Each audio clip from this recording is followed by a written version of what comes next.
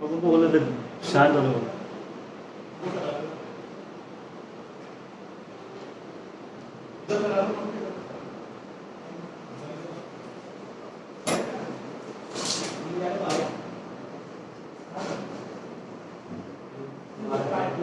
अंकुश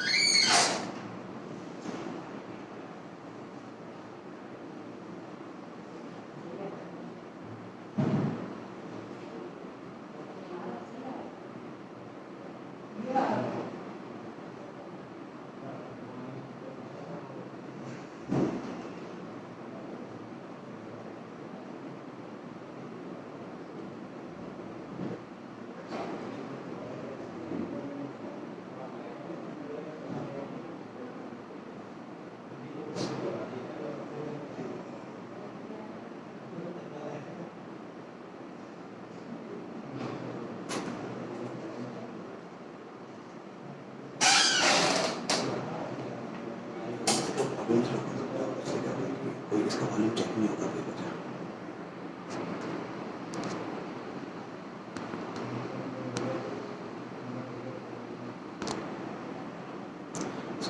option आता है यार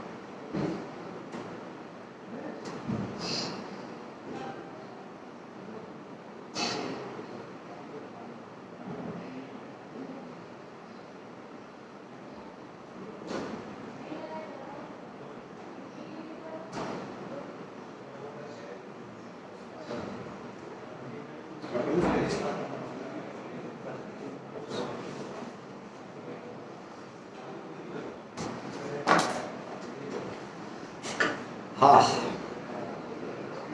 गुड आफ्टरनून फ्रेंड्स, मैं हूं विनोद शर्मा, आपका दोस्त, आपके दिमाग का दोस्त, ब्रेन साइंस ट्रेनर।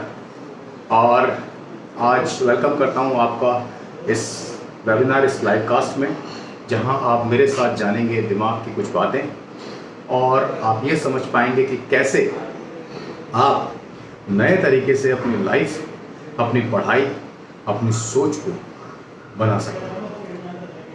दोस्तों, ब्रेन साइंस क्या है, ये सब समझने से पहले हम एक बात जान लेते हैं। मैं जब छोटा था ना, खास तौर पे यहाँ बच्चे होंगे और पेरेंट्स होंगे, कुछ हमारे ट्रेनर्स भी हैं, कुछ ट्रेनर बनने वाले ट्रेनर्स भी हैं, उन सबके लिए तो होता क्या है ब्रेन साइंस, इस कहानी को समझने से पहले हम ये समझते हैं कि इसकी ज़रूरत क्या है। चल तो रहा है सब कुछ बढ़िया, एजुकेशन चल रही है, स्मार्ट बोर्ड्स हैं, स्मार्ट स्कूल्स हैं, ऑनलाइन आ गया अब तो सब कुछ। टीचर्स सोचते हैं ऑनलाइन में क्या करें।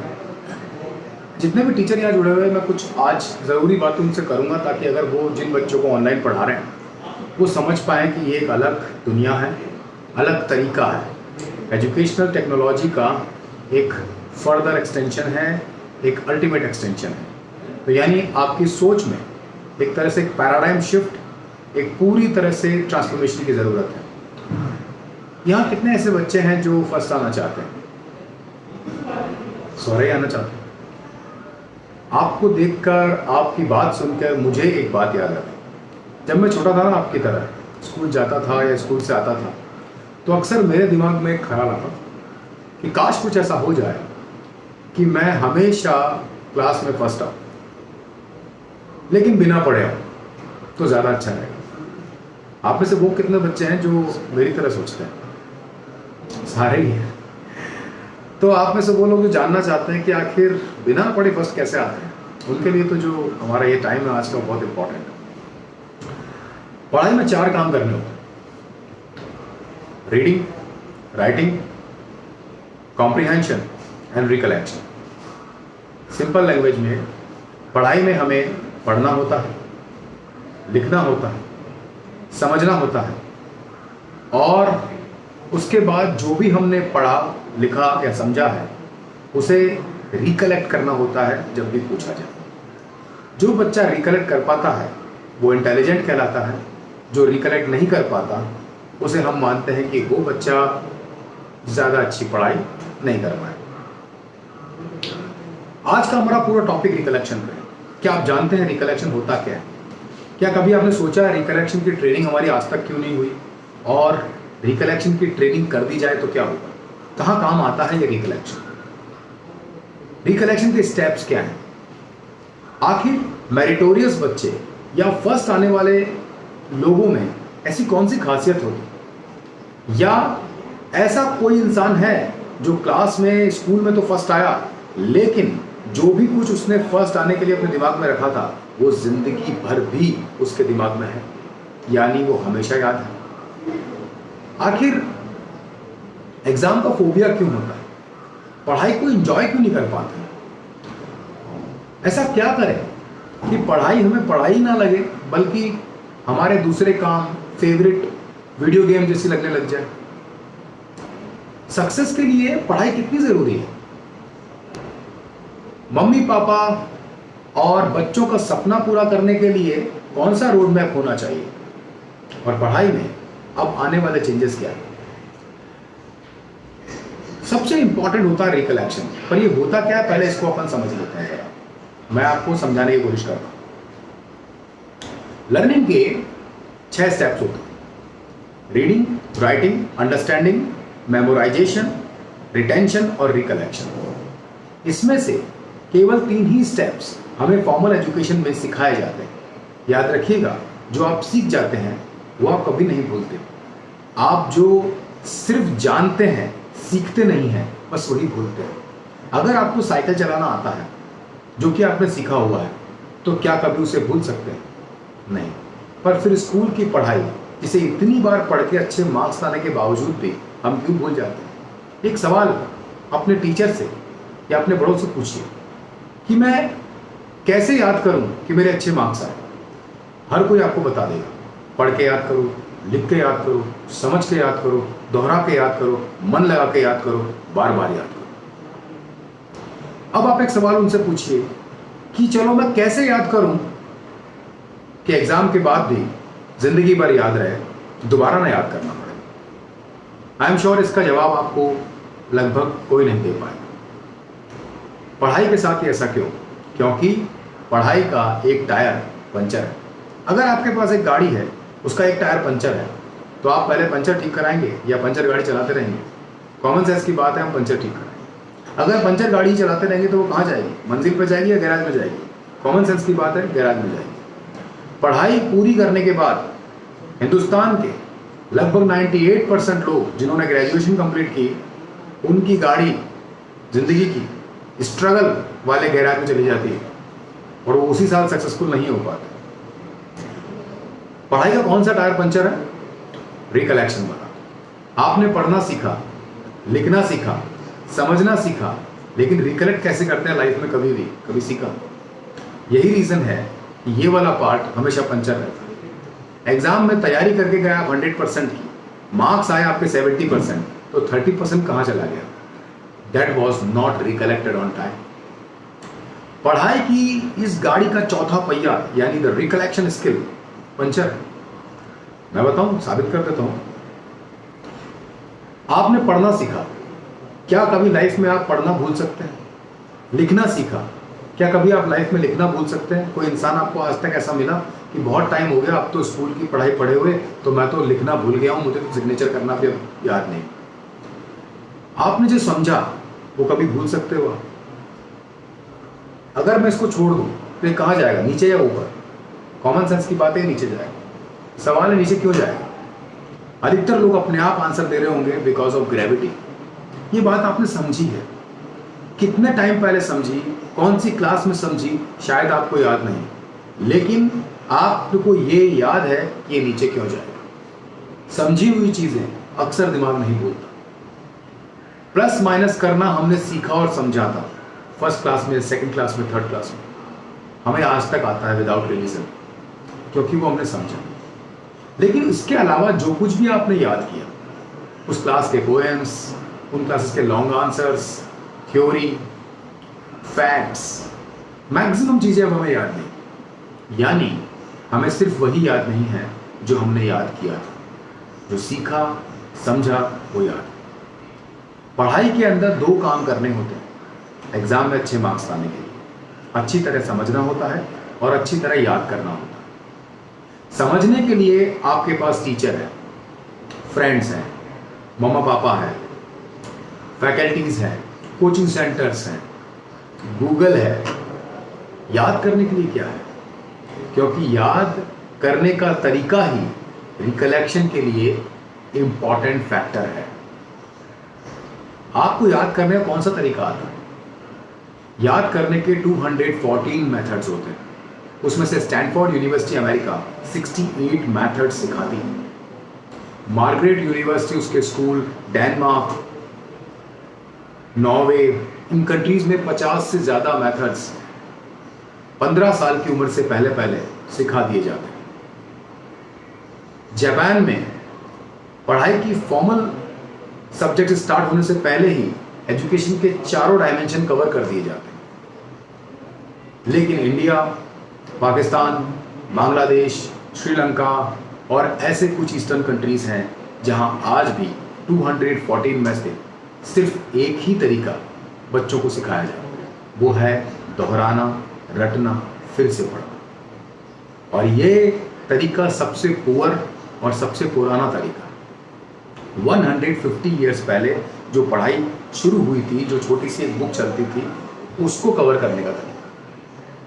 आज आपके घर में 150 साल पुरानी कौन सी चीज़ है जो आप इस्तेमाल कर रहे हैं? कमाल की बात है, सिर्फ ये पढ़ने का तरीका, बस इसे ही आप इतने पुराने तरीके को आप इस्तेमाल करते हैं। स्कूलें बदल गई, स्कूलों का स्ट्रक्चर बदल गया, स्मार्ट बोर्ड्स आ गए, लेकिन ज़्यादा ज़रूरी क्या है, स्मार्ट बोर्ड या स्मार्ट ब्रेन? Smart brain. सवाल यह है कि इतने बदलाव के बावजूद भी बच्चों का स्ट्रेस क्यों बढ़ा, बच्चे सुसाइड क्यों कर लेते, बच्चे तनाव में क्यों रहते हैं। आप में से कितने ऐसे पेरेंट हैं जो यहाँ इस बात को माने, इस बात को जाने, इस बात को समझेंगे मेरे साथ कि हाँ, आज बच्चों पर पढ़ाई का तनाव, पढ़ाई का दबाव, पढ़ाई में होने वाला खर्चा और पढ़ाई में लगने वाला टाइम हमारे ज़माने से बहुत ज़्यादा है। मेरे फादर के 60% से भी कम मार्क्स आए थे।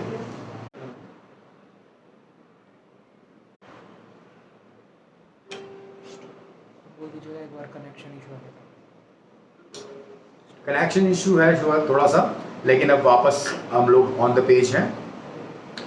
आज देखिए ना, बच्चों की पढ़ाई का टाइम पर फोकस कीजिए। क्या आप जब पढ़ते थे या आपके पापा पढ़ते थे, जितने भी पेरेंट्स उनसे बात कर रहा हूँ, तो उस टाइम पे जो टाइम इन्वेस्ट करते थे हम स्टडीज़ में, आज उससे कहीं ज़्यादा टाइम इन्वेस्ट करते हैं बच्चे स्टडीज़ में। यहाँ तक कि पेरेंट्स के लिए और खुद की लाइफ के लिए टाइम बचता ही नहीं उनके पास।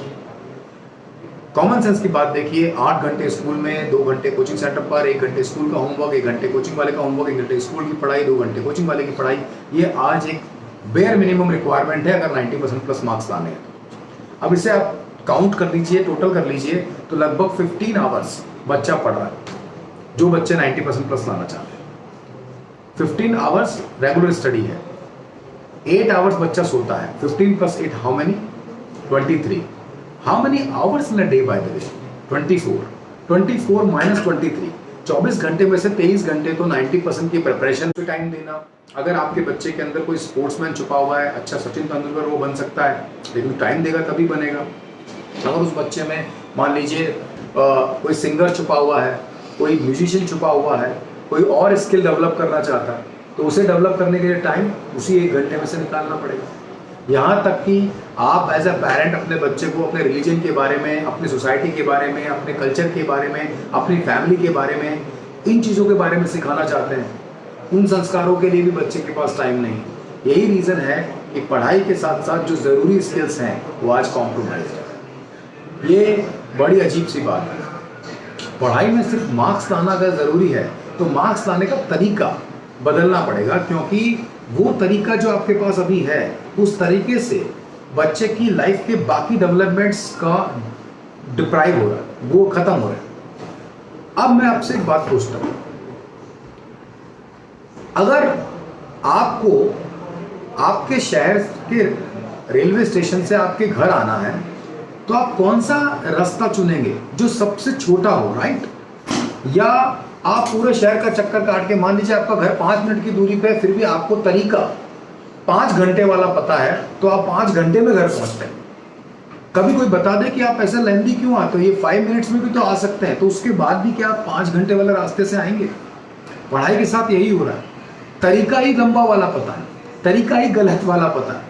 और यही रीज़न है, क्योंकि इसका कारण है कि हमारे इंडियन एजुकेशन सिस्टम के अंदर क्या क्या पढ़ें, इस पर तो रोज काम होता है, हर साल काम होता है, पर कैसे पढ़ें इस पर या तो काम ही नहीं होता, और होता है तो वो टीचर्स तक नहीं पहुंचता, और पहुंचता है तो टीचर उसे यूटिलाइज नहीं करते बच्चों तक पहुंचाने। मैं इसको साबित कर देता हूँ। एजुकेशन साइकोलॉजी, एजुकेशन फिलॉसफी और एजुकेशन टेक्नोलॉजी 3 इंपॉर्टेंट एस्पेक्ट्स हैं, 3 सब्जेक्ट हैं जो कि बीएड में सिखाए जाते हैं, और उन्हीं में रेगुलर अपडेशंस होती हैं नए तरीकों को लेकर के। लेकिन बीएड करने के बाद 99% अधिकतर टीचर्स तक ये डेवलपमेंट्स नहीं पहुंचते, या वो खुद इनके बारे में ज़्यादा नहीं जान पाते। और यही रीज़न है कि बच्चों को वही पुराने तरीके मिल जाते हैं जिससे उनका स्ट्रेस और एफर्ट्स बढ़ते चले जाते हैं।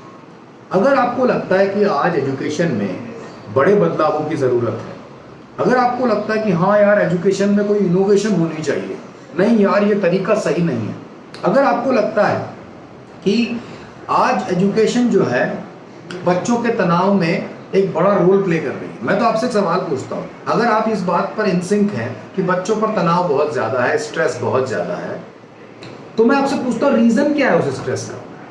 क्या रीज़न है?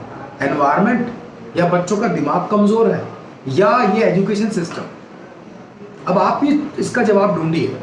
और एजुकेशन सिस्टम एक बड़ा नाम होता है, अगर ये नाम ले ले तो उसके अंदर कौन सा रीज़न है मैं आपको 1 सेकंड में समझा दूंगा, आपको रीज़न समझ में आएगा।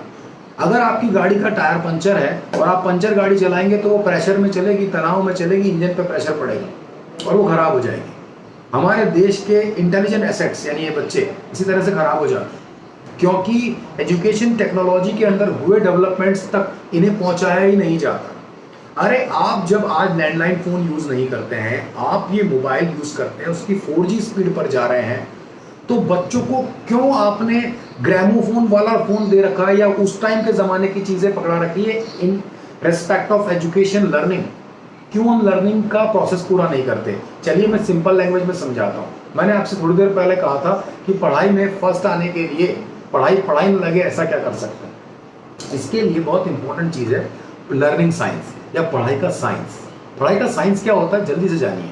सबसे पहले जानते हैं साइंस क्या होता है। What is science? चलो मुझे बताओ।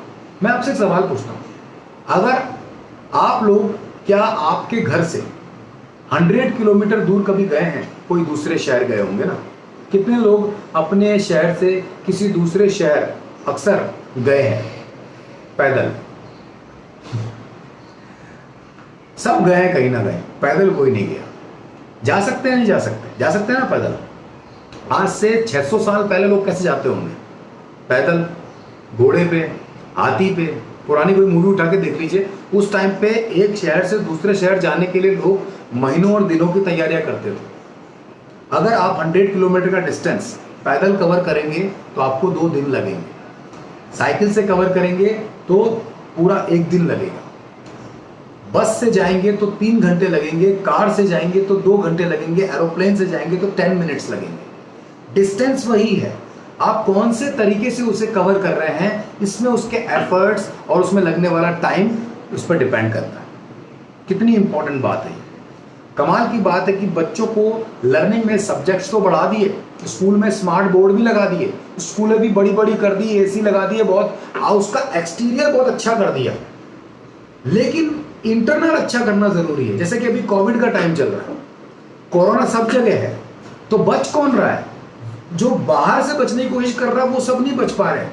हमारे माननीय अमिताभ बच्चन जी भी आज कोरोना पॉजिटिव है। जो अंदर से मजबूत है वो बच रहा है। इंटरनल यानी कि इम्यूनिटी जिसकी स्ट्रांग है, उस पर कोई असर नहीं हो रहा है। बिल्कुल ऐसे ही पढ़ाई का इंटरनल पार्ट बच्चे का ब्रेन है, ना कि ये दीवारें, ये एसी, ये इतनी सारी फैसिलिटी, स्मार्ट बोर्ड, इनसे कुछ नहीं होगा। इन सबको लेके नहीं घूम सकते हम पूरी लाइफ। हमें सिर्फ बच्चे के दिमाग को तेज करना, और इसीलिए तो हम स्कूल भेजते हैं। अरे स्कूल में 8 घंटे बच्चा जाता है, 4-5 घंटे फिर कोचिंग जाता है, तो बॉडी के घुटने, कोहनियां और बाइसेप्स बनाने थोड़ी जा रहा है, वो अपने ब्रेन को ताकतवर बनाने जा रहा है। पर मेरा सवाल है, बन रहा है क्या ब्रेन ताकतवर? वो नॉलेज जो ब्रेन में डाली जा रही है स्कूल के अंदर, वो स्किल बन पा रही है क्या? वो काम आ रही है क्या? वो तो एग्जाम तक ही बच्चों को रट रटा के याद रहती है, उसके बाद तो उसमें से वो कुछ भी याद नहीं रख पाता। ऐसा टाइम पास किस काम का जिसमें पेरेंट का 55% तो कमाया हुआ पैसा और बच्चे का 90% टाइम लग जाता है, उसके बाद भी वो नॉलेज ब्रेन में नहीं रहती। नॉलेज आ गई है ना ब्लैंक हार्ड डिस्क। उसका रीजन बताता हूं मैं आपको। Nobody is taking care of learning cycle. Learning cycle के 6 स्टेप्स होते हैं: reading, writing, understanding, memorisation, retention, recollection. इसमें से 5 चीजें इनपुट हैं: रीडिंग, राइटिंग, अंडरस्टैंडिंग। ये तीनों स्किल है आपकी। अगर बच्चों, एक सवाल पूछूं आपसे, चलो आज से सारे एग्जाम भूल जाओ। आप जितने तरह के एग्जाम देते हो, जितने तरह की किताबें पढ़ो, सब भूल जाओ। आप बस एक बात बताओ मुझे, आपका एग्जाम आगे से ऐसा होने लग जाए कि आपको स्कूल जाना है और आपके रीडिंग स्किल का एग्जाम है खाली, बस एग्जाम के अंदर सामने जो लिखा हुआ है वो पढ़ के बताना है, इसी पे 100% मार्क्स आएंगे। तो आप बताओ आपके कितने मार्क्स आएंगे? देखो बोल रहे होंगे 100%। चलो आपकी राइटिंग स्किल का एग्जाम है, आप एग्जाम में जाएंगे और सिर्फ आपको लिख के बताना है जो टीचर बोल रहा है, या फिर जो सामने लिखा हुआ उसको दोबारा लिख के बताना है। आपकी राइटिंग स्किल का एग्जाम, कितने मार्क्स आएंगे? 100% आएंगे। है ना कमाल की बात? और इसकी तैयारी कितनी करोगे आप? करोगे ही नहीं, क्योंकि ये आपको आता है। जब चीजें स्किल बन जाती है तो उसकी तैयारी सिर्फ एक अभ्यास, एक प्रैक्टिस बन जाती है। उसमें 90-80% टाइम इन्वेस्ट नहीं किया जाता, क्योंकि हमें कॉन्फिडेंस होता है कि हम उसमें अच्छा कर लेंगे। उल्टा उसकी तैयारी में मजा भी आता। तीसरा, अगर आपका समझने का एग्जाम हो, जैसे आप व्हाट्सएप पे आए हुए मैसेज समझ लेते हैं, फेसबुक पे आई हुई स्टोरीज समझ लेते हैं, आप अपने वीडियो गेम को समझ लेते हैं, आप अपने कोई कार्टून को समझ लेते हैं, न्यूज़पेपर पढ़ के न्यूज़ समझ लेते हैं, बिल्कुल ऐसे ही मान लीजिए आपका समझने का एग्जाम है। आपको एग्जाम में जाना है, वहां पर सामने एक थ्योरी लिखी होगी, समझ के बताना है कि इसमें क्या बात कह रहे हैं। कितने मार्क्स आएंगे आप? अगेन 100%। यानी आपके 3 स्किल कितने अच्छे तैयार किए गए हैं कि इनका एग्जाम हो जाए तो आपके 100%। लेकिन आपका रीडिंग स्किल का, राइटिंग स्किल का और अंडरस्टैंडिंग स्किल का एग्जाम नहीं होता, आपका सिर्फ मेमोराइजिंग स्किल का एग्जाम होता है कि आपके सिलेबस में जो भी आपने पढ़ा है, लिखा है, समझा है, उसे याद भी कर लो आप। इसीलिए इंटेलिजेंट से इंटेलिजेंट बच्चा जिसके अच्छे मार्क्स आते रहे हैं, वो भी एग्जाम से 10 दिन पहले जो भी उसने पढ़ा लिखा समझा है, इवन अच्छी तरह समझा है, वो भी फिर से याद कर रहा हो। पढ़ाई में समझने के साथ साथ याद करना जरूरी है। ऐसी बहुत सारी चीजें होती हैं जो समझनी पड़ती हैं, याद कम करनी पड़ती है, पर ऐसी भी बहुत सारी चीजें होती हैं जिन्हें समझना कम पड़ता है क्योंकि वो जल्दी से समझ में आ जाती हैं, लेकिन याद बहुत कुछ करना पड़ता है। मैथमेटिक्स अगर समझने का सब्जेक्ट है तो एसएसटी याद करने का सब्जेक्ट है। अगर आप मैथमेटिक्स में 100% ले आओ और एसएसटी में 0 लेके आओगे तो क्या उस क्लास में आप आगे बढ़ पाओगे? नहीं, सारे सब्जेक्ट करने पड़ेंगे ना। तो आपका सिलेबस जो है वो 8 सब्जेक्ट से बना हुआ है, history, geography, polity, economy, science, mathematics, language और जनरल अवेयरनेस, इनसे बना है। अब इसमें बहुत सारे कॉन्सेप्ट्स हैं, बहुत सारे कॉम्बिनेशंस हैं, जैसे कि definition, derivation, vocabulary, dictionary, long answers, long theory, objective types question, associations, formulas, maps, diagram, short answers, abbreviations, ये सब आपको करना होता है। और इन सब का मतलब होगा कि आपका सिलेबस जो है वो एक क्लासिफाइड सिलेबस है, लेकिन आपको इस सिलेबस को कवर करने के लिए जो टूल दिया गया है वो एक कॉमन टूल है, दोहराना या रटना। ये बहुत पुराना, लॉर्ड मैकाले के टाइम पे जब सिलेबस तैयार किया गया था उसमें एक बुक चलती थी, द जनरल अवेयरनेस बुक। अब वो जनरल नॉलेज की जो एक बुक होती थी उसमें सारे सब्जेक्ट पर एक एक चैप्टर होता था, 8 चैप्टर की ही बुक होती थी। अब उस किताब के एंड में क्वेश्चन भी पहले से लिखे होते थे, और ये तो अभी तक 20 साल तक पहले भी तो होता रहा है। अभी पापा मम्मी से पूछ लो आप कि आपके टाइम पर बुक जो होती थी उसके चैप्टर के बाद क्वेश्चन आंसर कौन से होते थे, वो बता देंगे कि जहां चैप्टर खत्म होता था वहीं क्वेश्चन आंसर होते थे, हमें बस वही याद करके जाने होते थे। लेकिन आज तो आपकी एनसीईआरटी की किताब जब खत्म होती है या उसका कोई चैप्टर खत्म होता है तो क्वेश्चन आंसर तो वहां होते ही नहीं है, और जो उसमें होता है वो तो एग्जाम में आते ही नहीं है। उसके लिए आपको क्वेश्चन बैंक अलग से परचेज करना पड़ता है, जैसे कि गोल्डन या एवरग्रीन, और उसमें खूब सारे होते हैं। तो कहने का मतलब ये है कि आपको ये बताया जाता है कि पूरा चैप्टर इंपॉर्टेंट है, कहीं से कुछ भी आए। अब यहाँ पे सिलेबस बढ़ गया, उसके कॉन्सेप्ट्स बढ़ गए, उसके बाद उसके क्वेश्चन आंसर भी जो है वो कहीं से कुछ भी आएंगे, कोई अलग से क्वेश्चन आपके चैप्टर के बाद में सेलेक्टेड नहीं डाले हैं। तो इतनी सारी चीज़ों को कवर करने का अगर आपका पुराना तरीका उस किताब का, जो एक छोटी सी किताब चलती थी पहले, उस वक्त रटना दोहराना ईजी काम था, क्योंकि सिलेबस में कुल 25-30 क्वेश्चन है। मैं एक सवाल पूछता हूं आपके, अगर आपका सिर्फ 2 पेज का सिलेबस है तो फिर आप क्या करोगे? 10 दिन पहले पढ़ लोगे उसको, राइट? लेकिन आपका 2 पेज का सिलेबस नहीं है, 2000 पेज का सिलेबस। तो मेरे कहने का मतलब यहाँ पर यह है कि अगर आपका सिलेबस 2000 पेजेस का है तो आपका तरीका भी 2000 पेजेस कवर करने का होना चाहिए, और वो तरीका परमानेंट वाला होना चाहिए। मेमोराइजेशन एक स्किल है, हमारा दिमाग करता ही मेमोराइज है। पढ़ाई के अलावा आपको जिंदगी में जो भी याद है वो भी ब्रेन ने याद किया है, आपसे बिना पूछे, बिना एफर्ट डाले कर लिया। आपको बस ये जानना है कि पढ़ाई के अलावा जो लाइफ में याद है हमें, वो किस तरीके से ब्रेन ने किया है, वो नेचुरल मेमोरी है। उसी तरीके से अगर आप पढ़ाई कर लोगे तो पढ़ाई भी ऐसे ही फटाफट याद होने लग जाएगी। बट किसी ने बताया ही नहीं। मैंने बताया ना, क्लासिफाइड सिलेबस है आपका, जो सेक्शन में बटा हुआ है। आपका सिलेबस एक तरह से मल्टीपल प्रॉब्लम्स हैं, तो आपको उन सारी प्रॉब्लम्स को फिक्स करने के लिए एक प्रॉब्लम टूल किट की जरूरत है। आपके घर में कभी मैकेनिक आया है? अगर आपका एसी खराब हो जाए, टीवी खराब हो जाए, वॉशिंग मशीन खराब हो जाए, कार खराब हो जाए, तो आप खुद उसे ठीक करते हैं या किसी को बुलाते हैं? कॉमन सेंस की बात है, हम किसी ना किसी मैकेनिक को बुलाते हैं। क्यों? खुद क्यों नहीं ठीक करते? मैं बताऊं, क्योंकि हमें कॉमन सेंस से पता है कि हम खुद उसे ठीक नहीं कर सकते, हमें उसकी इंटरनल नॉलेज नहीं है। यहाँ पर एक इंपॉर्टेंट फैक्ट है कि जितनी ज़्यादा नॉलेज किसी फील्ड में है, उस फील्ड की उतनी ज़्यादा प्रॉब्लम सॉल्व की जा सकती है। तो नॉलेज इज़ इंपॉर्टेंट, इसमें कोई दो राय नहीं। Knowledge is important. स्कूल में आपको सब्जेक्ट की नॉलेज मिलती है, ये इंपॉर्टेंट है, मना नहीं कर रहा हूँ मैं। लेकिन नॉलेज के साथ साथ क्या इंपॉर्टेंट है, अब इसका अगला सीन देखिएगा। जब वो मैकेनिक आता है, लाइफ में नॉलेज जितनी ज़्यादा होगी उतनी कम प्रॉब्लम्स होंगी, इसीलिए हमें नॉलेजेबल बनाया जाता है। पर नॉलेजेबल होना और इंटेलिजेंट होना अलग अलग बात है। जब वो मैकेनिक आपके घर आता है उन चीज़ों को ठीक करने के लिए, तो वो खाली हाथ आता है या उसके हाथ में एक टूल किट होता है? कॉमन सेंस से देखिए टूल किट होता है। अगर वो बिना टूल किट के आ जाए तो नॉलेज होते हुए भी क्या वो चीजें ठीक कर पाएगा? नहीं कर पाएगा। यानी इंटेलिजेंट डिसीजन ये है कि नॉलेज को एक्शन में लाने के लिए टूल किट चाहिए। इसी तरह से आपकी पढ़ाई के जो सेक्शंस हैं, अलग अलग क्लासिफिकेशन है, उसमें हर तरह की प्रॉब्लम का अपना एक बेस्ट मेथड है, वो टूल किट है। जैसे वो मैकेनिक करता है ना कि यहाँ स्क्रू ड्राइवर लगेगा तो यहाँ रेंच लगेगा तो यहाँ पर कटर यूज होगा, बिल्कुल ऐसे ही आपके अलग अलग तरह के क्वेश्चन के लिए, अलग अलग सब्जेक्ट के लिए उनका एक बेस्ट मेथड होता है। दुनिया में जितने भी मशीन्स हैं वो सब ऑपरेट करने का तरीका सीखने के बाद ही ऑपरेट हो पाते हैं, चाहे वो लैपटॉप हो, चाहे वो मोबाइल हो, यहाँ तक कि नेल कटर से लेकर के रॉकेट तक हर मशीन को यूज करने का एक बेहतरीन तरीका होता है। जब आप एक नई गाड़ी लेकर आते हैं या आप कोई नई चीज लाते हैं तो आपको लाते वक्त वहीं पे समझा दिया जाता है कि इसको बेस्ट यूज करने का ये तरीका है और ऐसे नहीं करोगे तो मिसहैंडलिंग करोगे तो ये खराब भी होगा। मैक्सिमम चीजें, मशीन या इंस्ट्रूमेंट्स वो खराब होते हैं जिन्हें गलत तरीके से इस्तेमाल किया जाता है। अगर आपकी गाड़ी में 6 गियर हैं पर आप गलत गियर में गाड़ी चलाएंगे तो गाड़ी खराब होगी। माइलेज अच्छा दें उसके लिए भी आपको बताया जाता है कि टायर में हवा बराबर रखो, इतनी स्पीड पे रखो, इतना आरपीएम रखो, यानी उसको यूज बेहतरीन परफॉर्मेंस के लिए एक बेहतरीन तरीका भी है उसका। बिल्कुल ऐसे ही पढ़ाई के अंदर भी, क्योंकि इन सारी मशीन को कौन सी मशीन ने बनाया है? इस मशीन में, ब्रेन में।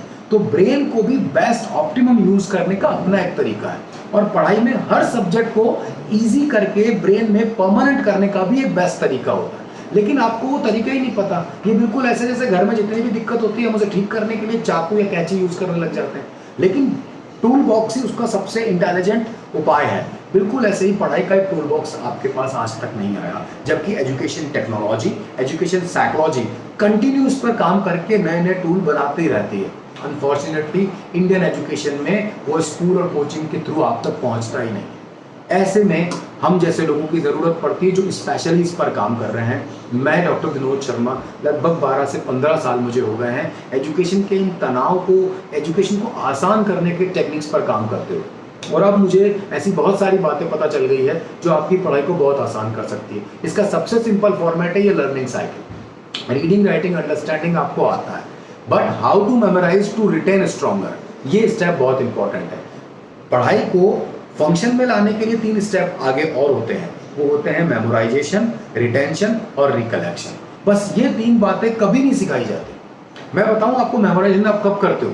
सेल्फ स्टडी के टाइम पर। स्कूल में आप समझते हो, पढ़ते हो, होमवर्क में आप लिखते हो, लेकिन इन तीनों काम को करने से आपके मार्क्स नहीं आते। आपके मार्क्स आते हैं इसके बाद जब आप सेल्फ स्टडी के लिए बैठते हो और इन्हीं चीजों के सारे फैक्ट्स को याद करने की कोशिश करते हो। यहां पर सेल्फ स्टडी मतलब मेमोराइजेशन, जो भी समझा हुआ उसको थोड़ा सा वापस समझाओ, उसके बाद उसको वर्बैटिम करने के लिए, उसको एकदम क्रैम करने के लिए, 100% स्टोर करने के लिए आप उसके रेपिटेशन शुरू कर देते हो और ये चीज से आपको लगता है कि अब मुझे पक्का हो जाएगा। बहुत आंसर को पक्का करने के बाद, एक बार पापा को सुनाने के बाद एक कॉन्फिडेंस आता है कि हाँ मुझे ये आ गया है, लेकिन 2 दिन बाद वही कॉन्फिडेंस वापस चला जाता है क्योंकि वो फिर से मिस होने लगता है। ये गड़बड़ है पढ़ाई के साथ। पढ़ाई के साथ गड़बड़ क्या है? जो हम याद करते हैं उसे वापस भूल जाते हैं। यानी आपका मेमोराइजेशन प्रॉब्लम में नहीं आ रहा है, प्रॉब्लम में आ रहा है रिटेंशन। वो सही जगह नहीं रखा जा रहा। आपके घर में कभी डांट पड़ी है?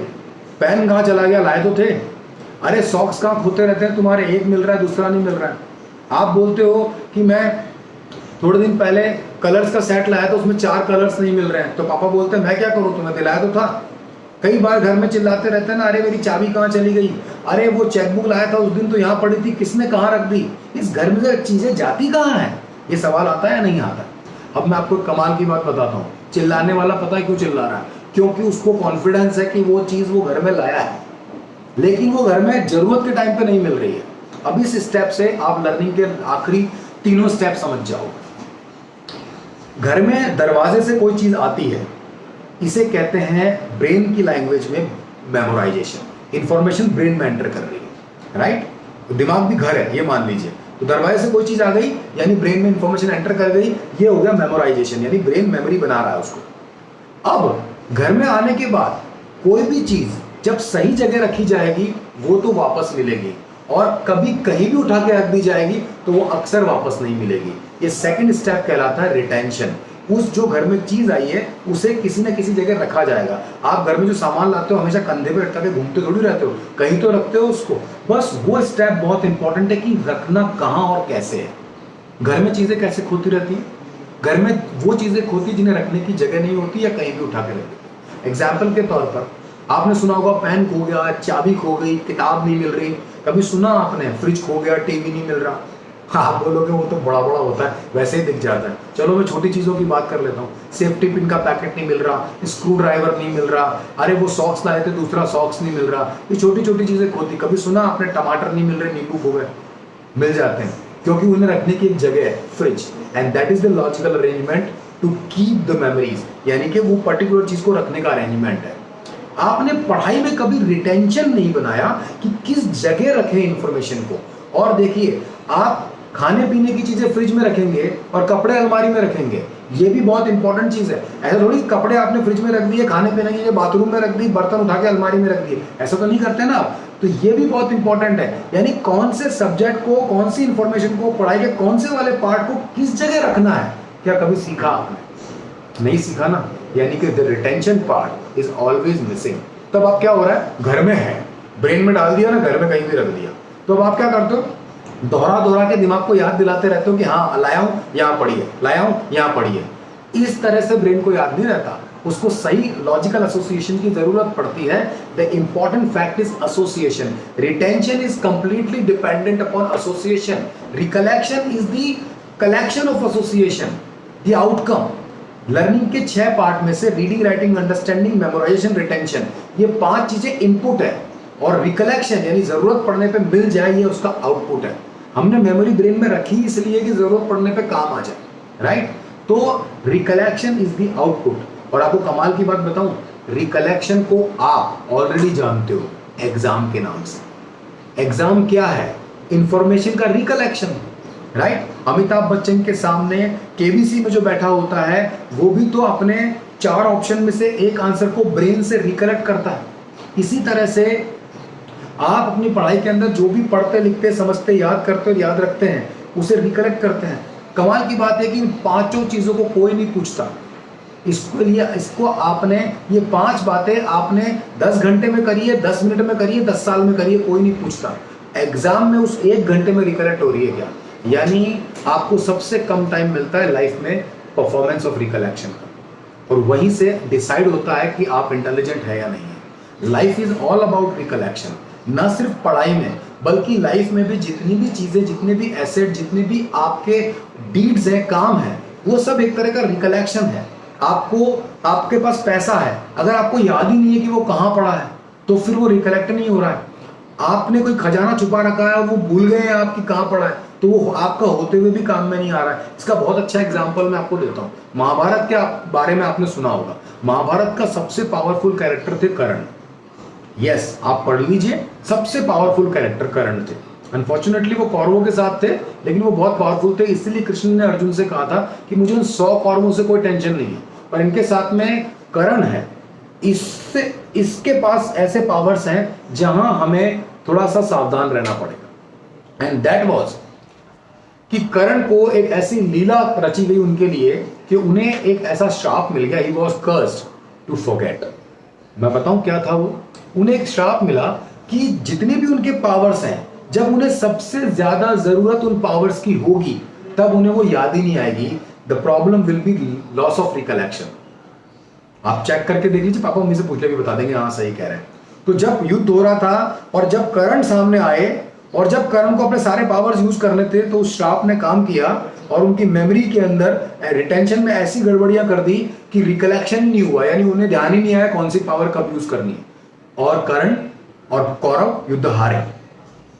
सोच के देखिए, आज के हमारे ये बच्चे कर्ण लाइफ में नॉलेज तो भर लेते हैं अपने दिमाग के अंदर, पर जिंदगी में कब कहां कैसे काम में लेनी है वो काम में ही नहीं आती। एग्जाम में ही भूल जाते हैं और एग्जाम के बाद तो भूल ही जाते हैं, तो वो नॉलेज किसी काम नहीं आती। ये जितने भी सब्जेक्ट्स हैं, आज हमारा टॉपिक नहीं है, वरना मैं कभी आपको बताऊंगा कि ये लाइफ में काम कहां आते हैं। कल एक सज्जन एक वीडियो देख रहा था, उसमें कोई बोल रहा था a² + b² लाइफ में क्या काम आता है। मैं बताऊंगा लाइफ में क्या काम आता है। लाइफ में एनसीईआरटी के बनाए हुए सब्जेक्ट काम आते हैं, उनसे स्किल्स डेवलप होती हैं, उनसे मल्टीपल इंटेलिजेंस स्टिमुलेट होती है। वो आज का हमारा टॉपिक नहीं है, इसलिए मैं नहीं बता रहा हूं, अदरवाइज ये सारे सब्जेक्ट काम आते हैं। और लाइफ में ही काम आता है। बस इसका जवाब किसी के पास नहीं, क्योंकि लोग psychology of education, philosophy education, technology education, the purpose of education, ये सब पढ़ते ही नहीं है। लेकिन मैं आपको बताऊंगा आज, लेकिन हम जान रहे हैं ब्रेन साइंस के बारे में। तो हमारा जो आखिरी है रिकलेक्शन, ये एक स्किल है। अपने आप से पूछिए, क्या कभी आपको पढ़ना सिखाया, लिखना सिखाया, समझना सिखाया, याद करना सिखाया, पर किसी ने ये सिखाया कि कैसे याद करें कि टाइम पर याद आ जाए?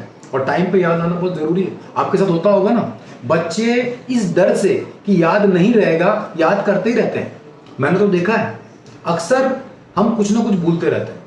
5 मिनट पहले चाबी कहाँ रख दी याद नहीं आ रहा, वो किताब कहाँ चली गई पता नहीं चल रहा, वो पेन कहाँ गुम हो गया अभी तक नहीं मिल रहा। ये बहुत ही कीमती सामान है, it is very important document. ये समझकर हम कुछ चीजों को इतना संभाल के रख देते हैं कि कहाँ पे संभाल के रखा था वही याद नहीं आता। कई बार एक कमरे से दूसरे कमरे में जाते हैं कुछ लेने के लिए और भूल जाते हैं वहां लेने के आए थे। कई बार फ्रिज खोलते हैं तो याद ही नहीं आता इसमें से निकालना क्या था। कई बार हम किसी से बात करते हैं, किसी को फोन लगाते हैं तो भूल जाते हैं किसको फोन लगाया था। किसी से बात करते करते भूल जाते हैं किस बारे में बात कर रहे हैं। कई बार अपने favourite movie, TV actor, actress का नाम भूल जाते हैं। भाई उस पिक्चर का है ना डायलॉग, हाँ अरे ये वो एक्टर है, ऐसे याद ही नहीं आता। होता है ना ऐसा। लेकिन हम कभी इन बातों के लिए किसी डॉक्टर के पास जाते हैं कि नहीं कि डॉक्टर साहब मुझे पेन कहाँ रख दिया याद नहीं आ रहा, इन बातों के लिए नहीं जाते, क्योंकि हमें लगता है ये इतनी इंपैरेटिव, इतनी इंपॉर्टेंट नहीं है। कभी ना कभी याद आ ही जाएगा, इससे लाइफ रुक नहीं रही।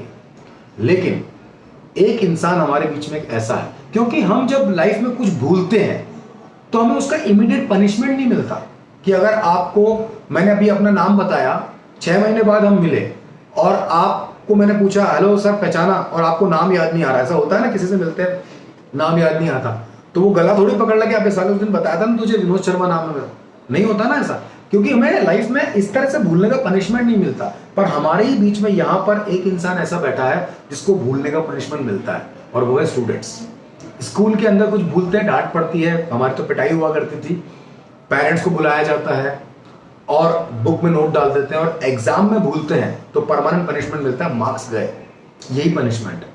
और इसी डर से कि ये पनिशमेंट ना मिल जाए, हमारे मार्क्स ना कट जाए, बच्चे कुछ ना कुछ हमेशा याद करते रहते हैं। आप देख लीजिए, स्कूल में, कोचिंग पे, घर पे, यहाँ तक कि एग्जाम शुरू होने से 2 मिनट पहले तक भी ये इंपॉर्टेंट फॉर्मूला एक बार फिर से देख लिया जाए, ये डिफिकल्ट इक्वेशन एक बार फिर से याद कर ली जाए, ये बहुत ही पॉसिबल आंसर है। मैम ने कहा था जरूर आएगा, पापा एक बार सुनना मुझे याद हुआ है नहीं हुआ, मम्मा देखना अभी भी ये वाला आंसर मुझे याद है क्या। स्कूल के अंदर भी बेल बजने से पहले भी कुछ ना कुछ याद कर रहे होते हैं, यहाँ तक कि फ्रेंड को बोल रहे होते हैं देख घंटी बजने वाली है, जल्दी से तू मेरा वाला सुन ले फिर मैं तेरा वाला सुन लूंगा। ये सब चलता रहता है जब तक कि आप एग्जाम हॉल में एंटर नहीं कर जाते। हम एग्जाम हॉल में जाते हैं, पूरा पेपर खोलते हैं और पूरा पेपर देखते हैं। कई बार वहां ऐसे क्वेश्चंस आते हैं जिसके लिए दिल कहता है ये साला सुबह तक याद था, अब याद ही नहीं आ रहा, कहां चला गया।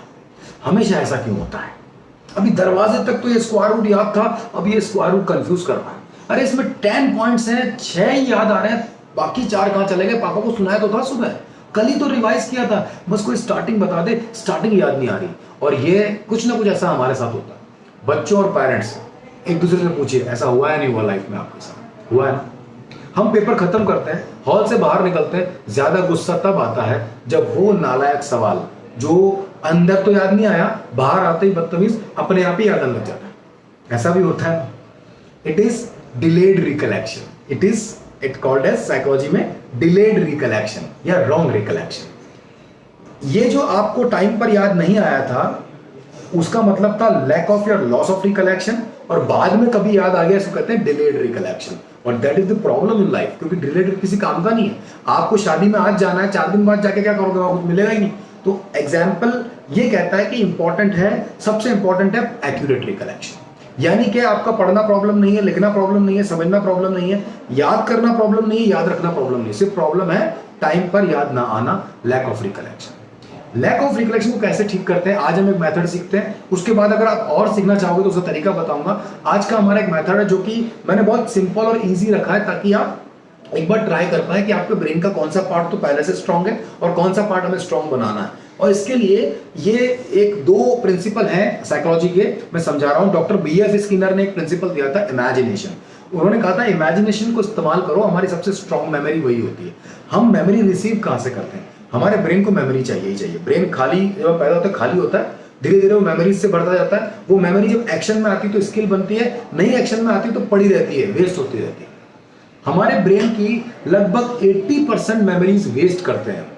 वो हमारे थॉट्स वेस्ट होके पड़े रहते हैं और वही हमें कंफ्यूज करते हैं किसी नई चीज को सीखने में भी। घर में जितना कूड़ा कचरा, जितनी वेस्ट चीजें ज्यादा होंगी उतनी ही नई चीजें भी खोएंगी, क्योंकि ज्यादा सामान पड़ा रहेगा। एक कमाल की बात बताऊं आपको, knowledge in action is power, knowledge not in action is a burden, confusion and problem. Practical बताऊं, अभी घर जाओ, घर में तो होंगे ही आप लोग, अभी किचन में जाना, फ्रिज खोलना, उस फ्रिज में लगभग 30 to 40% चीजें अभी ऐसी होंगी जिसके लिए मम्मी रोज कहती है इनको निकालूंगी, किसी दिन फ्रिज साफ करूंगी, बाहर फेंकूंगी। कोई पुरानी जैम की बोतल होगी, कोई सॉस की बोतल पड़ी होगी, कोई पुराने अंडे पड़े होंगे, आधी खाली हुई ब्रेड का पैकेट पड़ा होगा, कोई आधा ढक्कन खुला हुआ अचार पड़ा होगा, नीचे पुरानी सब्जियां पड़ी होंगी, 2 दिन पुराना दूध रखा हुआ होगा, 4 दिन पुराना दही रखा हुआ होगा।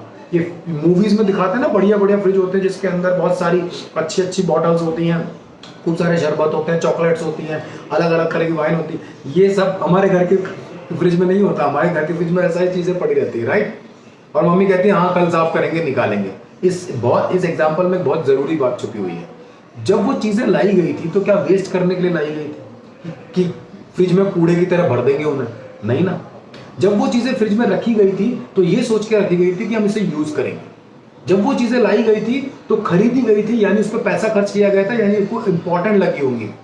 यानी जब कोई इंफॉर्मेशन ब्रेन को मिलती है तब तो वो इंपॉर्टेंट ही होती है, लेकिन जब उसे यूटिलाइज नहीं करते, जब ये नहीं पता होता कि उसे यूटिलाइज कहां करना है, कैसे करना है, कब कब करना है और करना है, तब तक वो मेमोरी धीरे धीरे जम्बल्ड हो जाती है, थोड़ी थोड़ी पाइल अप हो जाती है, आपस में जुड़ जाती है और वो वेस्ट मेमोरीज बन जाती है या वेस्ट थॉट्स बन जाते हैं। और ये थॉट्स नए क्रिएटिव थॉट्स को या इंपॉर्टेंट थॉट्स को भी डिस्टर्ब करते रहते हैं। जैसे वो फ्रिज में रखी हुई चीजें किसी नई चीज को भी डिस्टर्ब कर रही है, जगह घेर रही है। तो इसीलिए ब्रेन साइंस कहता है कि आप इसे क्रिएटिव में कन्वर्ट कर दें, और यही ब्रेन साइंस है। और क्रिएटिविटी में कन्वर्ट करने के लिए जो सबसे इंपॉर्टेंट चीज आपको सीखनी है वो है आपकी नेचुरल क्रिएटिविटी। और नेचुरल क्रिएटिविटी होती है इमेजिनेशन। इमेजिनेशन यानी दिमाग के अंदर दिखना। सबसे स्ट्रॉन्ग मेमोरी होती है इमेजिनेशन की, यानी कि इमेजेस की, जिसको हम विजुअल्स भी कहते हैं। बहुत सारी मूवी दृश्यम में देखा होगा ना आपने, वो तब्बू कहती है विजुअल्स आर हमेशा रिकलेक्ट होते हैं, राइट। लाइफ में वो चीजें ज्यादा याद रहती है जो हमने देखी होती है। अब पढ़ाई को हम पढ़ते हैं, लिखते हैं, समझते हैं, पर देखते नहीं है। पढ़ाई को देखने लायक बनाना ही ब्रेन साइंस का काम है। ये तो हुआ पहली चीज। दूसरा, अब मान लीजिए वो सारी की सारी इंफॉर्मेशन में देखने लायक बना दी, लेकिन जब तक वो इंफॉर्मेशन किसी सिस्टम में नहीं आएगी, एसोसिएट नहीं होगी, तब भी वो काम की नहीं। एग्जाम्पल के तौर पर अगर मैं आपको कहता हूं यहां पर 2000 किताबों का ढेर लगा है, आपस में एक पाइल्ड है। अब उसमें से आपको एक किताब मुझे ढूंढ के देनी है, उसका नाम है फ्रीडम एट मिडनाइट। 2000 किताबों में से एक किताब फ्रीडम एट मिडनाइट आपको ढूंढ के देनी कहीं इस ढेर में है। अब आपने वो किताब कभी देखी नहीं है, तो आप हर किताब उठाओगे, उसका कवर पेज देखोगे और ढूंढते जाओगे। मान लीजिए आपको वो आखिरी किताब मिली इस पूरे ढेर में, उस काम में कितनी देर लग जाएगी? आप लगभग 1 घंटा लग जाएगा। 1 घंटे बाद आप बोलोगे ये रही वो किताब। अब इसका मतलब ये हुआ कि 2000 किताबों में से एक किताब को ढूंढने में लॉजिकली 1 घंटा लग सकता है। ये बात सही है या गलत है, इसको समझते हैं कि क्या अगर ये 2000 की जगह 10,000 किताबें हो जाएंगी तो क्या और ज्यादा टाइम लगेगा? कॉमन सेंस कहता है और ज्यादा लगेगा। लेकिन अगर मैं आपको बोलूं अब आपको यही किताब 2000 में से नहीं 5 लाख किताबों में से ढूंढनी है, लेकिन वो हमारे सिटी की लाइब्रेरी में अल्फाबेटिकली अरेंज्ड है ABCD से। अब आपको कितनी देर लगेगी? मुश्किल से 2 मिनट लगेंगे। फ्रीडम एट मिडनाइट आप F वाले सेक्शन में जाएंगे, अल्फाबेटिकली ढूंढेंगे, 1 मिनट में लाके दे देंगे। तो इसका मतलब इन्फ्रेंस क्या हुआ कि 2000 में से एक किताब ढूंढने में लग गया 1 घंटा और 5 लाख में से एक किताब ढूंढने में लगे 2 मिनट। तो फिर सही बात क्या है? सही बात है लॉजिकल अरेंजमेंट। लॉजिकल अरेंजमेंट को साइंटिफिक लैंग्वेज में कहते हैं एसोसिएशन, राइट। तो अब इसका एक एग्जांपल मैं आपको देता हूं, उससे आप समझ जाएंगे। इसका आज मैं प्रैक्टिकल करते हैं। मैं आपके सामने कुछ वर्ड्स बोलूंगा। आज आप पहली बार मुझसे जुड़ रहे हैं, इसलिए मैं सबसे इजी एग्जांपल लूंगा, और जो वर्ड्स मैं बोलूंगा वो बहुत सिंपल होंगे, जो आपको दिख भी रहे होंगे। वर्ड्स 2 तरह के होते हैं, एक होता है एब्स्ट्रैक्ट और एक होता है टेंजिबल। टेंजिबल वर्ड वो होता है जो बहुत ईजी लगता है ब्रेन को, उसकी मेमोरी जल्दी बनाता है ब्रेन। एब्स्ट्रैक्ट में ब्रेन को टाइम लगता है। मैं समझाता हूं कैसे। आपकी पढ़ाई में वर्ड्स ही हैं, वर्ड्स, नंबर्स, पिक्चर्स, यही इंफॉर्मेशन है आपकी। जो वर्ड आपके ब्रेन में इंफॉर्मेशन यानी लॉजिक के तौर पे भी है और उसका कोई ना कोई सपोर्टिंग इमेज क्रिएटिवली आपका ब्रेन बना भी रहा है, उसे कहते हैं टेंजिबल वर्ड या टेंजिबल इंफॉर्मेशन। और जो वर्ड आपके ब्रेन में सिर्फ एक ही फॉर्मेट में है, लॉजिकल इन्फॉर्मेशन में, पर उसका कोई पिक्चर ब्रेन नहीं बना पा रहा है, तो उसे कहते हैं इंटेंजिबल या एब्स्ट्रैक्ट वर्ड। आपको बताऊं, आपकी पढ़ाई जो एनसीईआरटी का सिलेबस है 4th क्लास से 10th क्लास का, ये सिलेबस में सबसे ज्यादा याद करने का काम है, सबसे ज्यादा सब्जेक्ट भी इसी टाइम पे होते हैं। इसका 79% हिस्सा एब्स्ट्रैक्ट है। एब्स्ट्रैक्ट यानी वो इंफॉर्मेशन जब ब्रेन में जाती है तो किसी भी तरह के पिक्चर से एसोसिएट नहीं हो पाती। मैं एग्जांपल देता हूं, अगर मैं कहता हूं एक वर्ड बोलता हूं शाहरुख खान, तो आपके ब्रेन में शाहरुख खान के नाम की स्पेलिंग पहले आई या उसका पिक्चर पहले आया?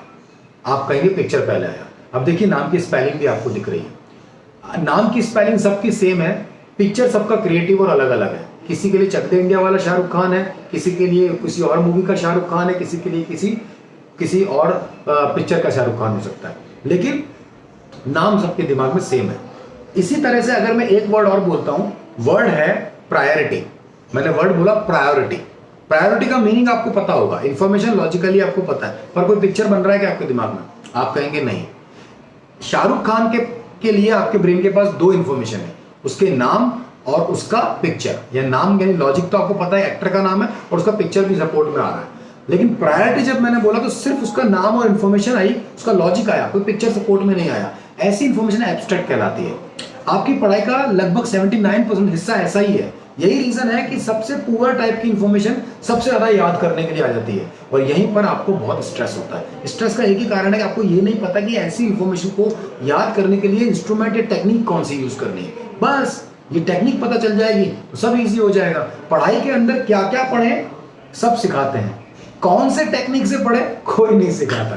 And that is the reason of stress. Education system की प्रॉब्लम नहीं है, टेक्निक की प्रॉब्लम है, स्ट्रेस इस वजह से होता है। चलिए मैं आज एक टेक्निक सिखाता हूं आपको। मैं कुछ वर्ड बोलूंगा, हर वर्ड अपने आप में एक इंफॉर्मेशन होगा। आपके लिए मैंने इजी वर्ड रखे हैं ताकि उनकी पिक्चर आपको दिखे, ताकि एक बार अपने ब्रेन को आप टेस्ट कर पाए। वर्ड्स, एक वर्ड से दूसरे वर्ड के बीच में मैं 2 सेकंड का गैप रखूंगा ताकि उतनी देर में आप उसे याद कर पाए। चलिए स्टार्ट करते हैं। वर्ड्स आर आपका classroom, sofa, tiger, KitKat chocolate, Shahrukh Khan, cycle, rail का डब्बा, एलिफेंट, गब्बर सिंह शोले वाले, cockroach, Narendra Modi ji, blue colour की bus, green apple, colourful birds, tubelight, orange snake, black coat pant, Mahendra Singh Dhoni, white Maruti car, black rabbit, green tree, पेड़, हरा पेड़, Samsung LED TV, Spiderman, swimming pool, Baba Ramdev, mango ice cream, आपके English teacher, Honda Activa scooter cream colour का, और crocodile. चलिए ये words मैंने बोले, आप में से कितने बच्चों को ये वर्ड इसी सीक्वेंस में अब याद हो गए? आई एम श्योर मैक्सिमम बच्चे कहेंगे पूरे याद नहीं है। चलो मैं आपके ब्रेन का एक टेस्ट बताता हूं। छोटा मोटा रैंडम तो आप बता देंगे कि हाँ ये था वो था, पर इस सीक्वेंस में आपको याद है क्या?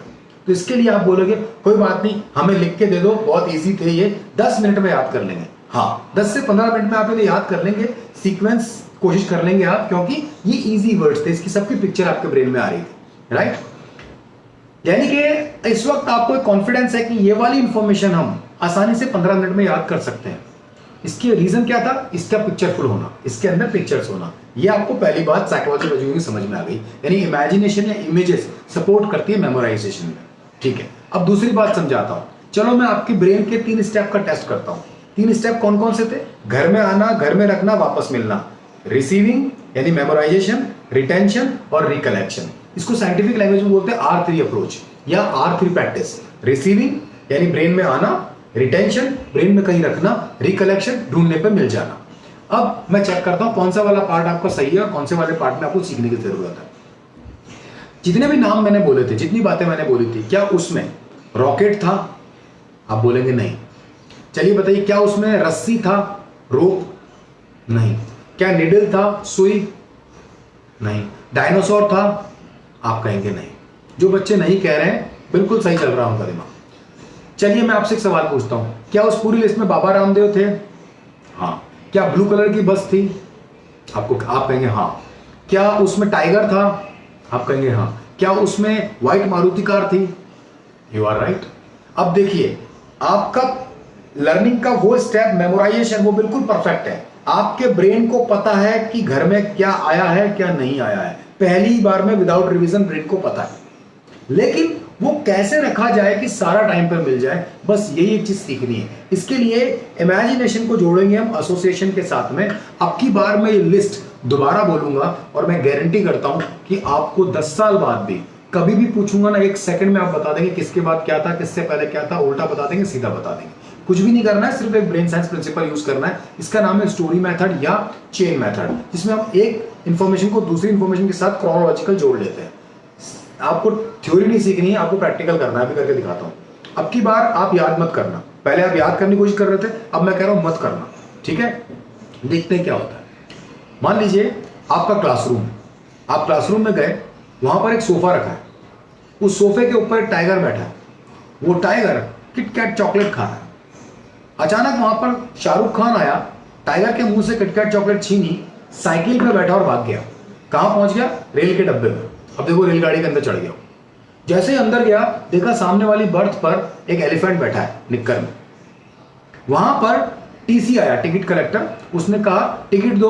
वो टीसी कौन था? गब्बर सिंह। कितने आदमी हो? हाथी ने बोला एक आदमी है शाहरुख खान, मैं तो हाथी हूं। उसने कहा चलो टिकट दो। तो हाथी ने टिकट दिया, वो टिकट नहीं था, वो तो कॉकरोच था। अचानक गब्बर सिंह ने डर के मारे छोड़ दिया। वो कॉकरोच जैसे ही गिरा, रेल के डब्बे से भी बड़ा हो गया। और जैसे ही बड़ा हुआ, उस कॉकरोच ने धीरे से अपना मुंह खोला, तो उसमें से लुढ़कते लुढ़कते लुढ़कते नरेंद्र मोदी जी बाहर। नरेंद्र मोदी जी वहां से भाग के पहुंचे और एक ब्लू कलर की बस में चढ़ गए। जैसे वो ब्लू कलर की बस में चढ़े, अंदर देखा तो कोई पैसेंजर नहीं है, हर सीट पर ग्रीन एप्पल रखे हुए हैं। जैसे उन्होंने एप्पल को देखा, एप्पल टूटने लगे और एप्पल के अंदर से रंग बिरंगी चिड़ियाएं निकलने लगी। रंग बिरंगी बर्ड्स कहां पहुंच गई? कलरफुल बर्ड्स आपके घर की ट्यूबलाइट पे बैठ गई। देखो बैठ गई। ट्यूबलाइट पे बैठते ट्यूबलाइट टूट गई और ट्यूबलाइट के अंदर से एक ऑरेंज कलर का स्नेक बाहर आया। ऑरेंज कलर का स्नेक ने जाके काटने की कोशिश की। किसको? एक ब्लैक कोट पैंट पहने हुए आदमी को। ब्लैक कोट पैंट पहना हुआ आदमी कौन था? महेंद्र सिंह धोनी। वो डर के मारे एक व्हाइट मारुति कार में बैठ गया और तेजी से कार चलाई। वो कार टकरा गई किससे? एक बहुत बड़े रैबिट से।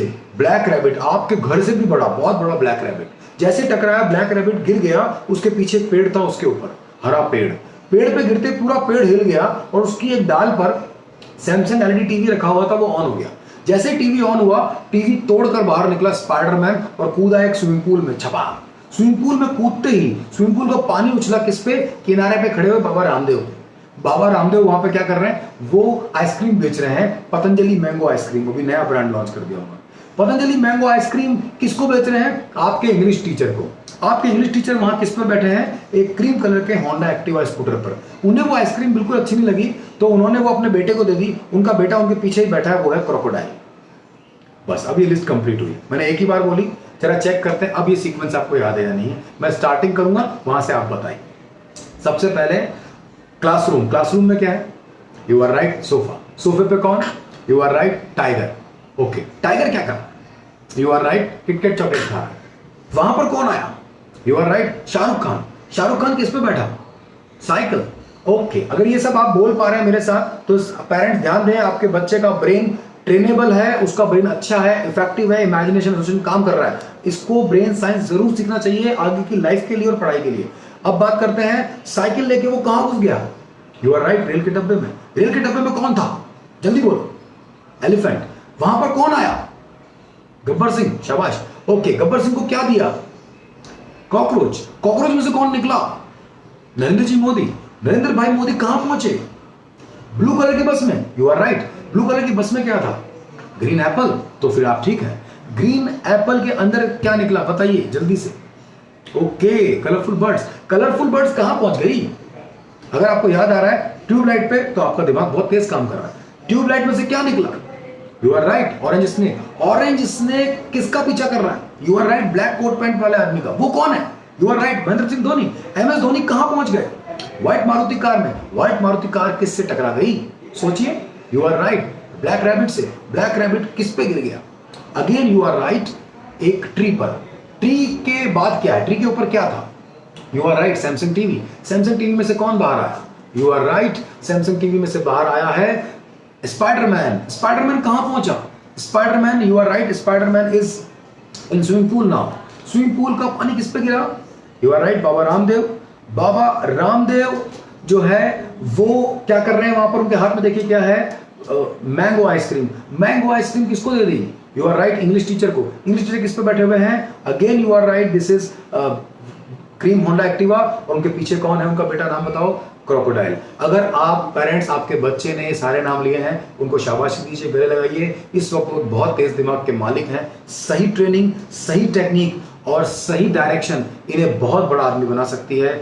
इन्हें आपके सपने पूरे करने के साथ साथ आपका नाज बना सकती है। सिर्फ एक सही डायरेक्शन की जरूरत है। मेरे पास कुछ क्वेश्चन आ रहे हैं, उससे पहले मैं एक बार इसकी प्रैक्टिस और कराता हूं। आपको यहां तक याद है कि कहां से क्या पूछा? चलो मैं बीच में से पूछता हूं, बताओ ट्यूबलाइट के बाद क्या है?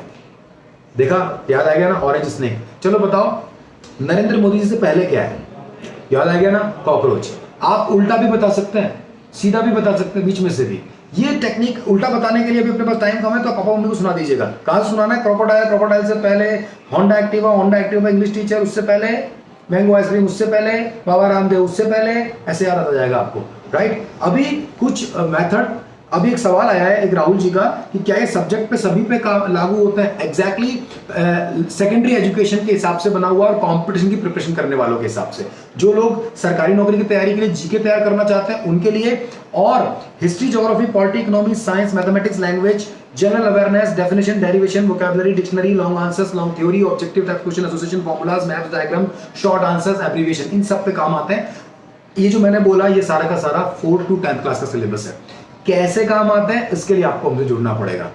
कैसे काम आते हैं, जैसे मैंने अभी आपको एक मेथड बताया, ये किसी बहुत सारे वर्ड्स का सीक्वेंस याद करने में काम आता है। इसी तरह से ऐसे 14 मेथड्स हैं, उनके लगभग 19 एप्लीकेशंस हैं, एग्जांपल्स हैं, 20 वीडियोस हैं। अभी मैंने एक बताया ना, ऐसे 20 वीडियोस हैं और 20 वीडियोस से हमारा एक सिलेबस बना हुआ है ब्रेन साइंस का।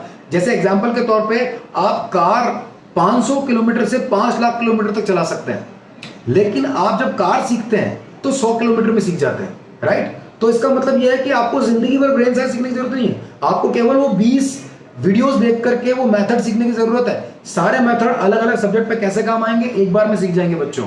तो यस राहुल जी, ये सारे सब्जेक्ट पे काम आते हैं, एनसीईआरटी ने जो बनाए हैं, क्योंकि सब्जेक्ट को जब आप एक्सट्रैक्ट करोगे, जैसे दुनिया की सारी बिल्डिंग अलग अलग हो सकती है, कोई ताजमहल है तो कोई लाल किला है, कोई आपके शहर का बहुत बड़ा बंगला है तो कोई छोटा सा मकान है, लेकिन ये सारी बिल्डिंगें तोड़ दी जाए तो लास्ट में ईंट, पत्थर, सीमेंट यही निकलेगा। यानी ईंट, पत्थर, सीमेंट, पानी से ही बनती है सारी बिल्डिंगें।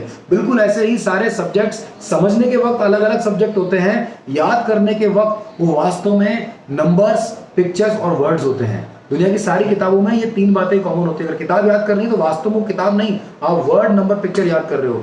नंबर से नंबर्स की सीक्वेंस, जैसे कि फॉर्मूलाज, आपके हिस्ट्री के डेट्स, या आपके रेसिप्रोकल्स, या आपके डेरिवेशंस, इस तरह की चीजें होती हैं। पिक्चर्स में डायग्राम्स होते हैं, और वर्ड से तो सब कुछ बनता है। वर्ड से बनता है सेंटेंस, सेंटेंस से बनता है लॉन्ग आंसर, थ्योरी, चैप्टर, किताब।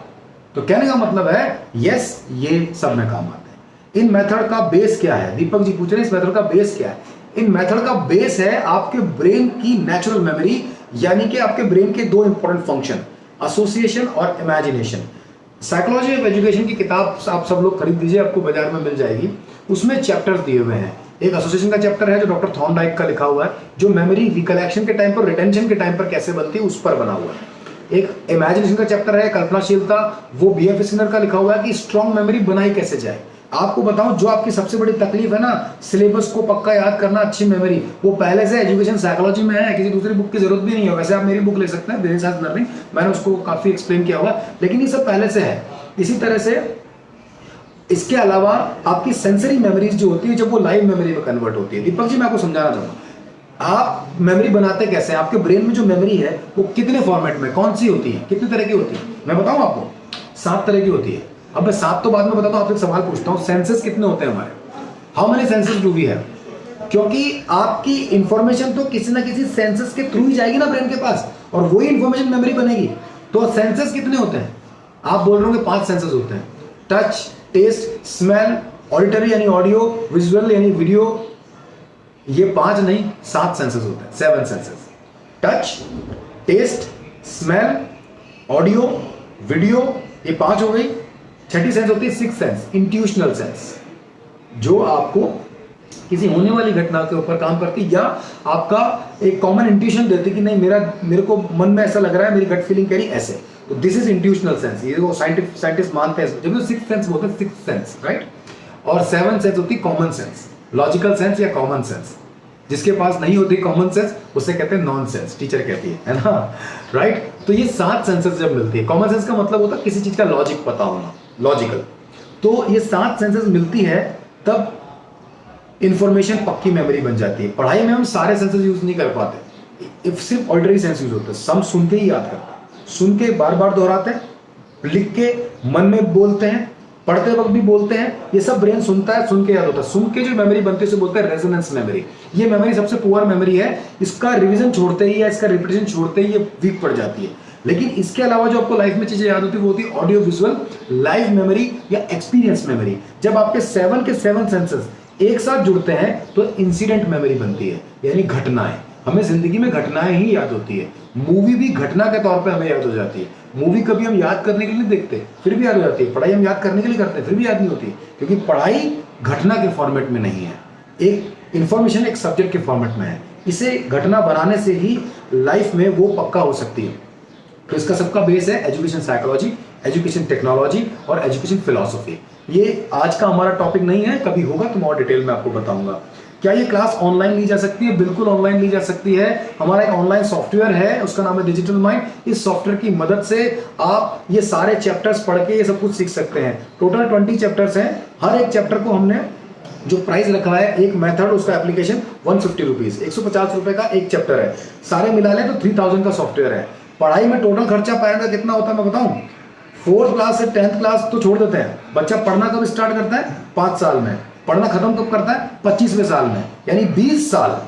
एवरेज में 1 लाख से 2 लाख के बीच में इंडियन मिडिल क्लास पेरेंट जिनके बच्चे इंग्लिश मीडियम स्कूल में पढ़ते हैं उनका एक्सपेंस है पढ़ाई पर। यानी आपका कुल मिला के 25 लाख से 50 लाख के बीच में ऑलरेडी एक्सपेंस है पढ़ाई के पहले 3 पार्ट पर, रीडिंग, राइटिंग, अंडरस्टैंडिंग पर। मेमोराइजेशन पे कोई एक्सपेंस नहीं किया आपने, वो कभी सिखाया नहीं। और रिकलेक्शन पे तो कभी ध्यान ही नहीं दिया, राइट। रिकलेक्शन के लिए कहते जरूर हो एग्जाम की तैयारी करो, एग्जाम की तैयारी करो, कैसे करूं वो नहीं बताते आप। तो क्या क्या पढ़े उस पर आपका 50 लाख लग रहा है, कैसे पढ़े कि वो जिंदगी में काम आए, उस पर 3000 एक बार और लगा लीजिए आप, तो वो 50 लाख भी बचेगा, वरना वो भी वेस्ट हो जाएगा। वो पढ़ाई किसी काम की नहीं जो याद नहीं है। आपका एटीएम कार्ड का पासवर्ड अगर आपको याद नहीं है तो एटीएम कार्ड में 10 लाख रुपए होने के बाद भी 1 रुपया भी नहीं निकाल सकते आप। अगर वो तभी आएगा जब आपका पासवर्ड भी याद रख पाएंगे। यानी पढ़ाई का साइकिल पूरा करना पड़ेगा, राइट। तो पढ़ाई के एक गाड़ी के 3 टायर में तो 50 लाख रुपए की हवा भरी हुई है, तो चौथे टायर में 3000 की हवा भरवानी है आपको, तो गाड़ी भागेगी आपकी, राइट। तो यस, ये क्लास ऑनलाइन ली जा सकती है हमारे सॉफ्टवेयर की हेल्प से, और साथ ही साथ आप हमारी जूम क्लास भी ले सकते हैं आप मेरी, लेकिन आपको सॉफ्टवेयर भी सफिशिएंट है। डिजिटल माइंड के बारे में सुना है, वो क्या है? अभी तो बताया मैंने, चलो एक सवाल का जवाब फिर से देता हूं। डिजिटल माइंड एक सॉफ्टवेयर है, एक ऑनलाइन वेब बेस्ड सॉफ्टवेयर है जो कि आप किसी भी फोन, मोबाइल फोन या लैपटॉप या कंप्यूटर पर ऑपरेट कर सकते हैं। इसके अंदर 20 लेक्चर्स हैं और वो 20 लेक्चर्स पढ़ाई के सिंप्लीफाइड 20 ऐसे मेथड्स हैं जो आपके 8 सब्जेक्ट और 12 कॉन्सेप्ट को याद करना आपको सिखाते हैं। और उसके बाद उसमें डायनेमिक प्रोग्राम है, यानी आप उसमें आगे क्वेश्चन पूछ सकते हैं, कस्टमाइज क्वेश्चन पूछ सकते हैं, जो हम आपसे जुड़े रहेंगे और आपको लाइफ टाइम उसके अंदर बताते रहेंगे। इसका जो 1 साल का फीस है वो 3000 रुपीज है। 150 रुपीज का एक लेक्चर है। आगे और जैसे मान लो 1 साल आपने अभी ये कवर कर लिया, इस 1 साल में 10 वीडियो नए आ गए, 20 वीडियो और नए आ गए, तो वो आते रहेंगे उस पर, तब तक आपका फीस नहीं लगेगा।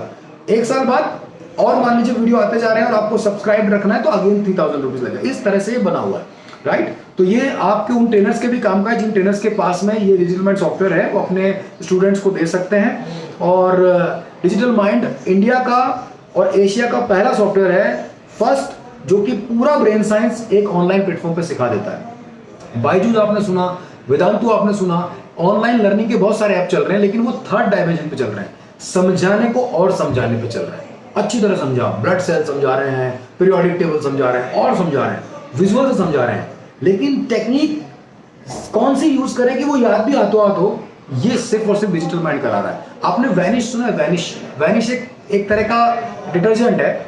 लोग बाग खरीदते हैं कोई सा भी वॉशिंग पाउडर, सर्फ खरीदते हैं, सर्फ एक्सेल खरीदते हैं, एरियल खरीदते हैं, साथ में वैनिश खरीदते हैं ताकि उनके कपड़ों का कलर और चमक और अच्छी बन जाए, व्हाइट कपड़े और निखर जाए। तो वैनिश कोई डिटर्जेंट अपने आप में नहीं है, वो किसी भी डिटर्जेंट का कॉम्प्लीमेंट है। बिल्कुल ऐसे ही डिजिटल माइंड किसी भी लर्निंग ऐप का कॉम्प्लीमेंट है। यानी आप कोई भी लर्निंग ऐप से पढ़ रहे हैं, ऑनलाइन पढ़ रहे हैं, टीचर से पढ़ रहे हैं, क्लासरूम में पढ़ रहे हैं, कोचिंग सेंटर पर पढ़ रहे हैं, लेकिन ये टेक्निक वाला एक बार उसमें लगा दिया ना तो वो सारी पढ़ाई 100% वाइटलाइज और हॉलिस्टिक हो जाएगी। तो ये है डिजिटल माइंड दोस्तों। इसको आप हमसे भी परचेज कर सकते हैं और अगर आप हमारा किसी ट्रेनर के थ्रू यहाँ पे जुड़े हुए हैं तो उनसे कांटेक्ट कर सकते हैं। आप में से जो लोग और ट्रेनर बनने में इच्छुक है, ऐसे कई सारे मेरे पास सवाल भी हैं और लोग भी आते हैं कि हम ट्रेनर कैसे बने, या हम आपसे कैसे जुड़े, या हम भी आपका इस सॉफ्टवेयर और इस तरह की ट्रेनिंग को आगे कैसे लेके जाएं। तो जिन्होंने आपको इस वीडियो में यहाँ इन्वाइट किया है उनसे तुरंत कॉन्टेक्ट कीजिए और इस ट्रेनिंग के बारे में, इस बिजनेस के बारे में जानिए।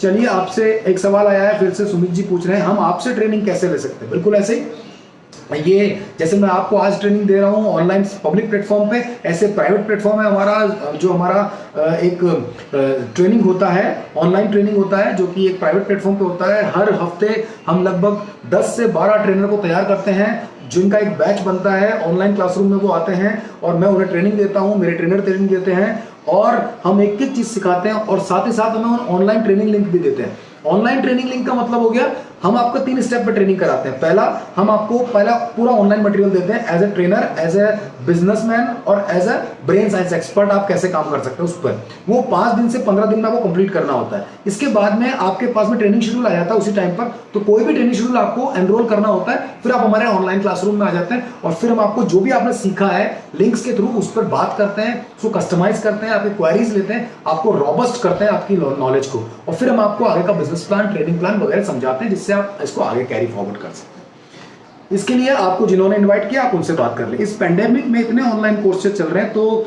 क्या इस कोर्स का बच्चों पर दबाव नहीं पड़ेगा? रमेश जी, बड़ा जानदार क्वेश्चन है आपका। अब मैं आपसे एक सवाल पूछता हूं, इसका ऐसे बनाता हूं। इस पेंडेमिक में सारे बच्चे सड़क के ऊपर 100 किलोमीटर के लिए दौड़ रहे हैं, तो मेरा बच्चा तो सुबह 7 बजे से लेकर शाम को 7 बजे तक दौड़ता रहता है ताकि वो आगे रहे। तो अगर आप कह रहे हैं कि 1 घंटे कार भी चलानी है तो कार चलाने के टाइम से उसके दौड़ने का टाइम तो बड़ा गड़बड़ा जाएगा, फिर कार का टाइम कहाँ उसके पास? अरे सर, जब कार से चलने लगेगा तो दौड़ने का टाइम तो घट ही जाएगा ना। इसका मतलब यह है कि 7 बजे से शाम की 7 बजे तक दौड़ने की बजाय वो केवल 1 घंटा कार चलाएगा तो भी उतनी दूरी कवर कर लेगा। तो ये जो तरीका है ये एक्स्ट्रा कोर्स नहीं है, जो पहले से कोर्स की प्रॉब्लम्स है उसका सॉल्यूशन है। ये मैं आपको बताता हूँ बहुत अच्छे एग्जांपल से। बच्चा दूध नहीं पीता, अधिकतर बच्चे रोते रहते हैं दूध नहीं पिएंगे।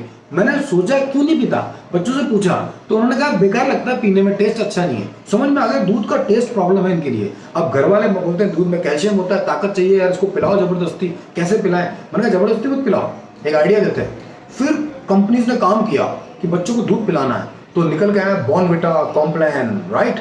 ये नहीं है कि दूध भी पिलाओ तो कॉम्प्लान कैसे खिलाओ, अरे कॉम्प्लान को मिलाना है, अलग से थोड़ी खिलाना है। तो कहने का मतलब ये हुआ कि इसमें ये जो बॉर्नविटा है ये दूध का सब्स्टिट्यूट नहीं है, कॉम्प्लीमेंट है। इसको दूध में मिलाते हैं, उसका टेस्ट बदल गया, उसका फॉर्मेट चेंज हो गया और ऊपर से वो और ज्यादा न्यूट्रिटिव हो गया, ऐसा कहा जाता है। मैं अभी बॉर्नविटा अच्छा है बुरा है उसको बात नहीं कर रहा हूँ, मैं इस एग्जाम्पल से आपको समझाने की कोशिश कर रहा हूँ। अब बच्चा दूध पी रहा है और ऐसा लग रहा है कि न्यूट्रिशन भी उसके पास जा रहे हैं, तो वो जो चीज आसान करने के लिए है। तो ये जो कोर्स है, और पहली बात ये केवल 20 डेज का कोर्स है, एक ही बार करना है, उसके बाद तो बच्चे इसको पढ़ाई पे अप्लाई करेगा। तो रमेश जी, मुझे लगता है आपके सवाल का जवाब हमारे पास आया।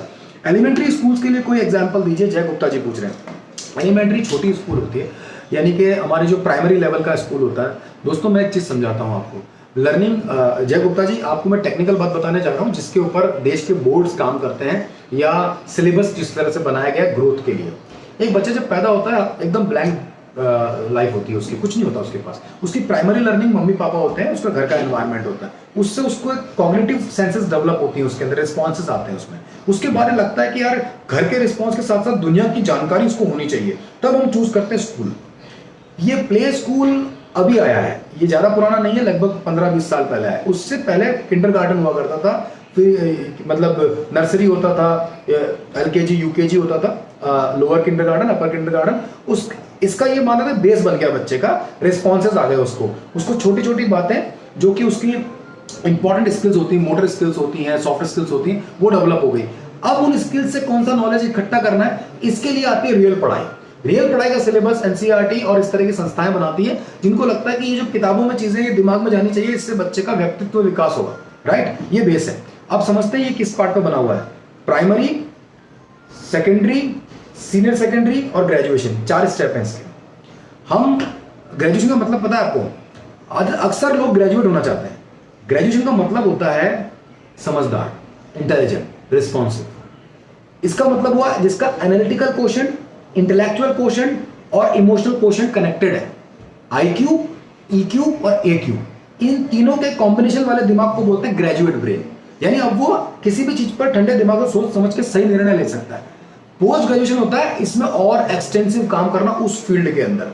हम मैक्सिमम सरकारी नौकरियों में देखते हैं, मैक्सिमम प्राइवेट जॉब में देखते हैं, और जब शादियां करते हैं किसी की तो भी देखते हैं कि ग्रेजुएट होना चाहिए। तो ग्रेजुएशन तक पहुंचने के 4 स्टेप हैं, प्राइमरी, सेकेंडरी, सीनियर सेकेंडरी और उसके बाद में ग्रेजुएशन। अब जो प्राइमरी होता है उसमें लर्निंग के 3 पार्ट पे काम होता है, how to read well, how to write well, how to understand well. यानी पढ़े कैसे, लिखे कैसे और कॉग्निटिव आंसर यानी कि समझे कैसे और रिस्पॉन्स कैसे करें। ये हुआ आपका प्राइमरी सेक्शन। हिंदुस्तान में सबसे अच्छी पढ़ाई अगर किसी सेक्शन में होती है तो प्राइमरी ही है, क्योंकि बच्चे यहाँ वाली चीज कभी लाइफ में नहीं भूलते, यहाँ से आगे वाले में गड़बड़ है, और वो आती है सेकेंडरी एजुकेशन। सबसे important section secondary education. Einstein ये कहते हैं 8 साल से 16 साल के बच्चे का दिमाग क्रिएटिव इमेजिनेशन के साथ क्रिएटिव लॉजिकल होता है, यानी कि एक साइंटिस्ट जैसा होता है। इस वक्त इंडिया में जो सेकेंडरी एजुकेशन है वो 8 साल से 16 साल के बीच की, ये ऐसी एजुकेशन जो सबसे ज्यादा नुकसान क्रिएटिविटी का ही करती है, क्योंकि इसका सिलेबस का स्ट्रक्चर ऐसा है, इस पर टेक्निक्स यूज ना होने की वजह से वो सिलेबस एक किताबी सिलेबस बन के रह जाता है। प्राइमरी में सीखता है बच्चा कैसे लिखें, कैसे पढ़ें, कैसे जवाब दें, कैसे रिस्पॉन्स करें, रेस्पॉन्सिव बनता है। सेकेंडरी में उसको लिखना आ गया, पढ़ना आ गया, रिस्पॉन्स करना आ गया, समझना आ गया। अब सेकेंडरी में आता है क्या लिखें, क्या पढ़ें, क्या समझें, किस पर रिस्पॉन्स करें, यानी सब्जेक्ट्स आते हैं। 8 सब्जेक्ट होते हैं, आपकी 8 मल्टीपल इंटेलिजेंस होती है, उनसे जुड़े हुए हैं वो सब्जेक्ट। कैसे कब ये जय गुप्ता जी मैं कभी आपको किसी और वीडियो में बताऊंगा, या मेरे यूट्यूब पर एक वीडियो है एनसीईआरटी के सिलेबस किस काम का, तो वो वीडियो से आप जान सकते हैं। अदरवाइज मैं आपको बता सकता हूं कि इन सब्जेक्ट की जरूरत हमारे दिमाग को क्यों है, तो वो वहां पर आता है। तो सेकेंडरी एजुकेशन आपके दिमाग को ताकतवर बनाने के लिए, उसका बॉर्नविटा है, उसका वाइटलाइजेशन है। ये 8 सब्जेक्ट से ऐसा माना जाता है कि 8 तरह के स्किल डेवलप होते हैं, लाइफ स्किल डेवलप होते हैं, मल्टीपल इंटेलिजेंस स्टिमुलेट होती है, क्वोशंट्स डेवलप होती है, सक्सेस स्किल्स आती हैं। यहां तक लाइफ का पहला डिसीजन लेता है आदमी 10th क्लास क्लियर करने के बाद। 4 to 10th क्लास हमारा सेकेंडरी एजुकेशन होता है। इसमें सबसे ज्यादा सब्जेक्ट और सबसे ज्यादा याद करना है काम इसी में ही है। यही नींव है, जिसकी नींव यहां बिगड़ी है ना, वो उसकी लाइफ बिगड़ी है। आप देख लीजिए, चेक करके देख लीजिए आप, जो यहां बिगड़ा है वो पूरी लाइफ में बिगड़ गया है, और जिसने यहां सही कर लिया ना वो सब कुछ सही हो जाता है। सिर्फ पढ़ाई के रिजल्ट की बात नहीं कर रहा हूं मैं स्किल्स की बात कर रहा हूं, क्वोशंट की बात कर रहा हूं, इंटेलिजेंस की बात कर रहा हूं। सब्जेक्ट यहां पर अच्छे नंबर लाने को नहीं बोल रहा हूं। या इस सेक्शन में 8 साल 16 साल में हमारे 3 क्वोशंट डेवलप होते हैं, ईक्यू, आईक्यू और AQ, analytical quotient, emotional quotient और इंटेलेक्चुअल क्वोशंट, आईक्यू। इन तीनों के अंदर विरोधाभास रहता है जब इनको सही टेक्निक या सही तरीका नहीं दिया जाता पढ़ाई का, और जब ये सही तरीके से तो ये कोहेरेंट हो जाती है, एक दूसरे से जुड़ जाती है। इसीलिए बच्चे सही डिसीजंस लाइफ में ले पाते हैं। लाइफ का पहला डिसीजन 10th क्लास में ही लेता है बच्चा, अपनी लाइफ का इंपॉर्टेंट डिसीजन, सब्जेक्ट कौन सा लूं। यानी यहां तक तो मैंने बहुत कुछ पढ़ा, यहां से किस फील्ड में आगे बढ़ूं, ये पहला डिसीजन होता है। अनफॉर्चुनेटली हम मार्कशीट देख के सब्जेक्ट चूज करते हैं, एनवायरमेंट देख के करते हैं, किसी की सुन के करते हैं, इंटेलिजेंस देख के नहीं करते हैं। अजीब सी बात है, आज का टॉपिक नहीं है लेकिन बात तो है ही।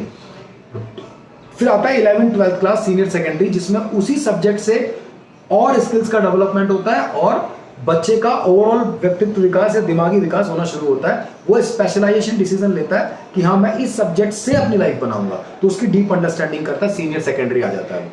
उसमें और भी क्वेश्चंस डेवलप होने लगती है, और इसके बाद जिसमें पर्सनलाइज क्वेश्चन सबसे इंपॉर्टेंट होती है, पीक्यू। इसके बाद जब वो 12th कर लेता है, यानी कि उसकी बेसिक एजुकेशन कंप्लीट हो गई है, अब वो बनेगा समझदार, तो उसको 3 साल और देना है स्पेशल एजुकेशन को, जिसका उसने अब तक यूज करके अपने दिमाग को परिपक्व कर लिया, मैच्योर कर लिया है। अब उसका डिसीजन है कि मैं इस मैच्योरिटी से समझदारी की तरफ बढ़ने के लिए, लाइफ को एक मोल्ड करने के लिए, एक मोड़ देने के लिए कौन से डायरेक्शन में जाऊंगा, तो वो होता है उस सब्जेक्ट में उसकी ग्रेजुएशन। सब्जेक्ट कोई सा भी हो, ग्रेजुएशन का मतलब समझदार होना होता है। कोई सा भी सब्जेक्ट सारे ही अब तक आते आते लगभग सारी स्किल्स का डेवलपमेंट होने लग जाता है। ये बिल्कुल ऐसे है जैसे कि आपके फोन में बहुत सारे एप्लीकेशन है, आपको सारे यूज करने आते हैं, यूज आप दो ही करते हैं, तो है तो सारे और काम भी करना आता है ना। तो कहने का मतलब है सब्जेक्ट से आपके पास में लाइफ एक फोन के तौर पे हो गई जो मेजर काम कर पा रहा है, और इसमें से आप मेजर एप्लीकेशन को यूज कर पा रहे हैं। तो इस तरह से एलिमेंट्री स्कूल का जो आपको क्वेश्चन था, पहले मैंने आपको structure of process of learning समझा दिया है। अब एलिमेंट्री स्कूल के लिए जो एग्जांपल आपने मांगा है, एलिमेंट्री स्कूल में ब्रेन साइंस एंड निमोनिक्स के बहुत बेसिक एग्जांपल आते हैं, यानी कि ऑलरेडी हम बचपन से करते हैं ए फॉर एप्पल, तो ए याद करने के लिए हमने एप्पल का पिक्चर यूज किया, that is also brain science mnemonics. हम जो भी चीज में किसी इमेज का सहारा लेते हैं वही ब्रेन साइंस होता है। तो यहाँ एलिमेंट्री तो पूरा का पूरा इस पर ही बना हुआ होता है, बस हम लॉजिक वहां यूज नहीं करते, कोडिंग डिकोडिंग नहीं करते, क्योंकि सब्जेक्ट आते ही नहीं ज्यादा, तो वहां पर हम इसको इस्तेमाल करते हैं। एलिमेंट्री स्कूल के लिए हमारा वाला सिलेबस नहीं है, हमारा सेकेंडरी एजुकेशन के लिए। अब एक तरह से कोर्स, एक रोहित जी का क्वेश्चन है कि ये किस एज के बच्चों के लिए। रोहित जी अभी भी बताया मैंने, ये जो अपन ने कोर्स बना रखा है, वैसे तो ये सबके लिए होता है, लेकिन हमने बना रखा है 4 to 10 क्लास यानी सेकेंडरी एजुकेशन। सबसे ज्यादा बच्चा है, 30 करोड़ बच्चा है इंडिया में इसके अंदर। और दूसरा जो है, ये जो कॉम्पिटिशन की तैयारी कर रहे हैं, तो उनका जीके जो है वो सेकेंडरी एजुकेशन से बना हुआ होता है, तो उनके भी काम आता है।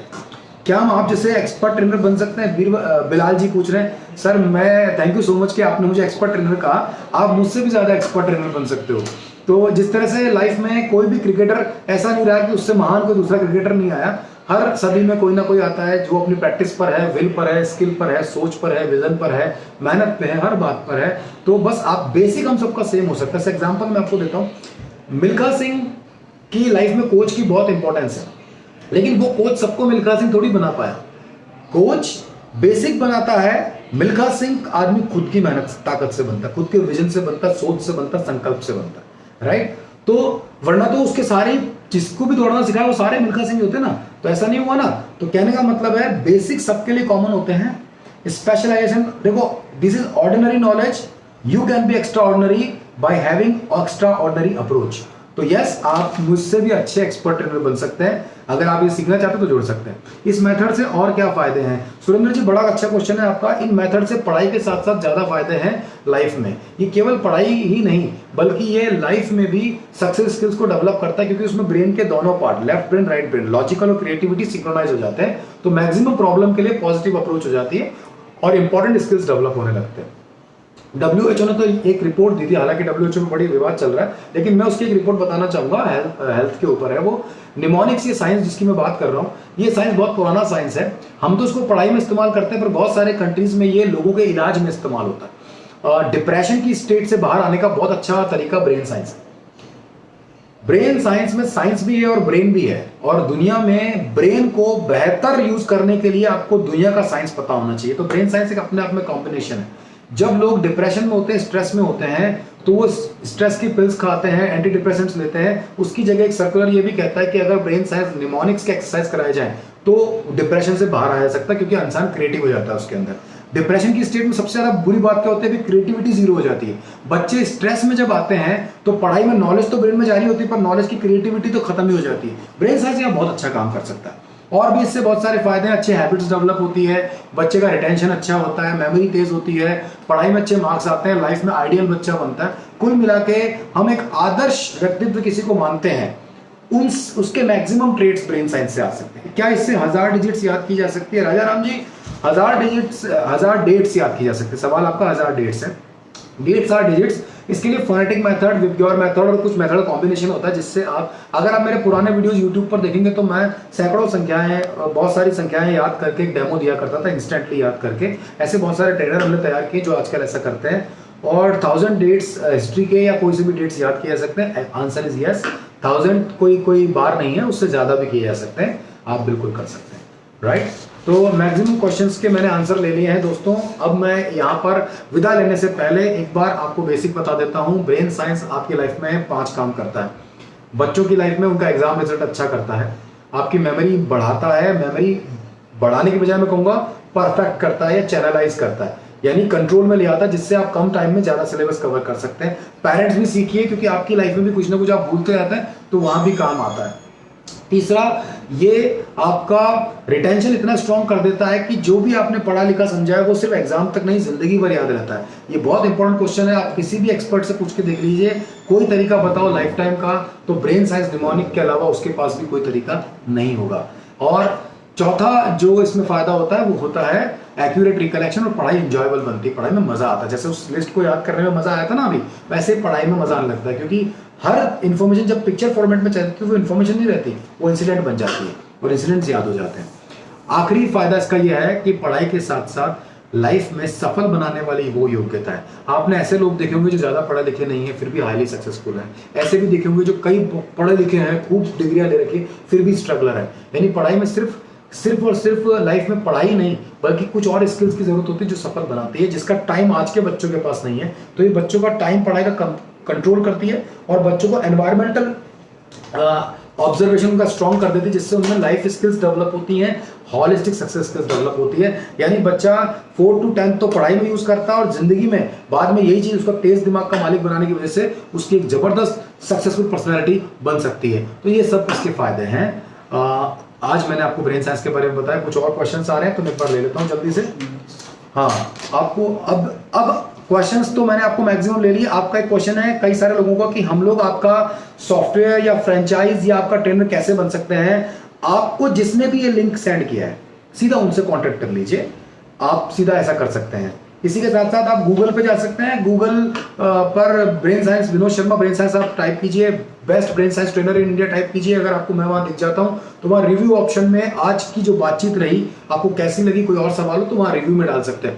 बट आपको अगर इसमें आगे बढ़ना है, सॉफ्टवेयर के लिए, फ्रेंचाइज के लिए, ट्रेनर बनने के लिए, हमारे साथ बिजनेस करने के लिए, इन सब बातों के लिए जिसने भी आपको लिंक सेंड किया आप तुरंत उनसे कांटेक्ट कीजिए। बहुत सारी बातें आपका वेट कर रही है। ये एक लॉकडाउन का जमाना है, मुझे लगता है लॉकडाउन का मतलब होता है अपना टाइम, क्वारंटाइन नहीं, क्वालिटी टाइम। अब आप खुद को टाइम दे रहे हैं, ये टाइम, इतना टाइम अपने दिमाग को दे देंगे तो दुनिया की सारी लड़ाइयां, दुनिया की सारी प्रॉब्लम दिमाग ही सॉल्व करता है। अगर आप एक अच्छे बिजनेसमैन बनना चाहते हैं इसी साइंस में तो ये बहुत अच्छा टाइम है आपके लिए। अगर आप पढ़ाई करना चाहते हैं तो सॉफ्टवेयर आपके बीच में है। आपके दिमाग की दुनिया बाहरी दुनिया से बहुत ताकतवर और बहुत अलग है। जितनी अच्छी आपके दिमाग के अंदर की दुनिया होगी उतनी आसान और अच्छी आपको बाहर की दुनिया लगेगी। इसी के साथ आपसे मैं विदा लेता हूं, हम जल्दी कांटेक्ट करेंगे। Thank you so much, all the best, be intelligent always, bye bye.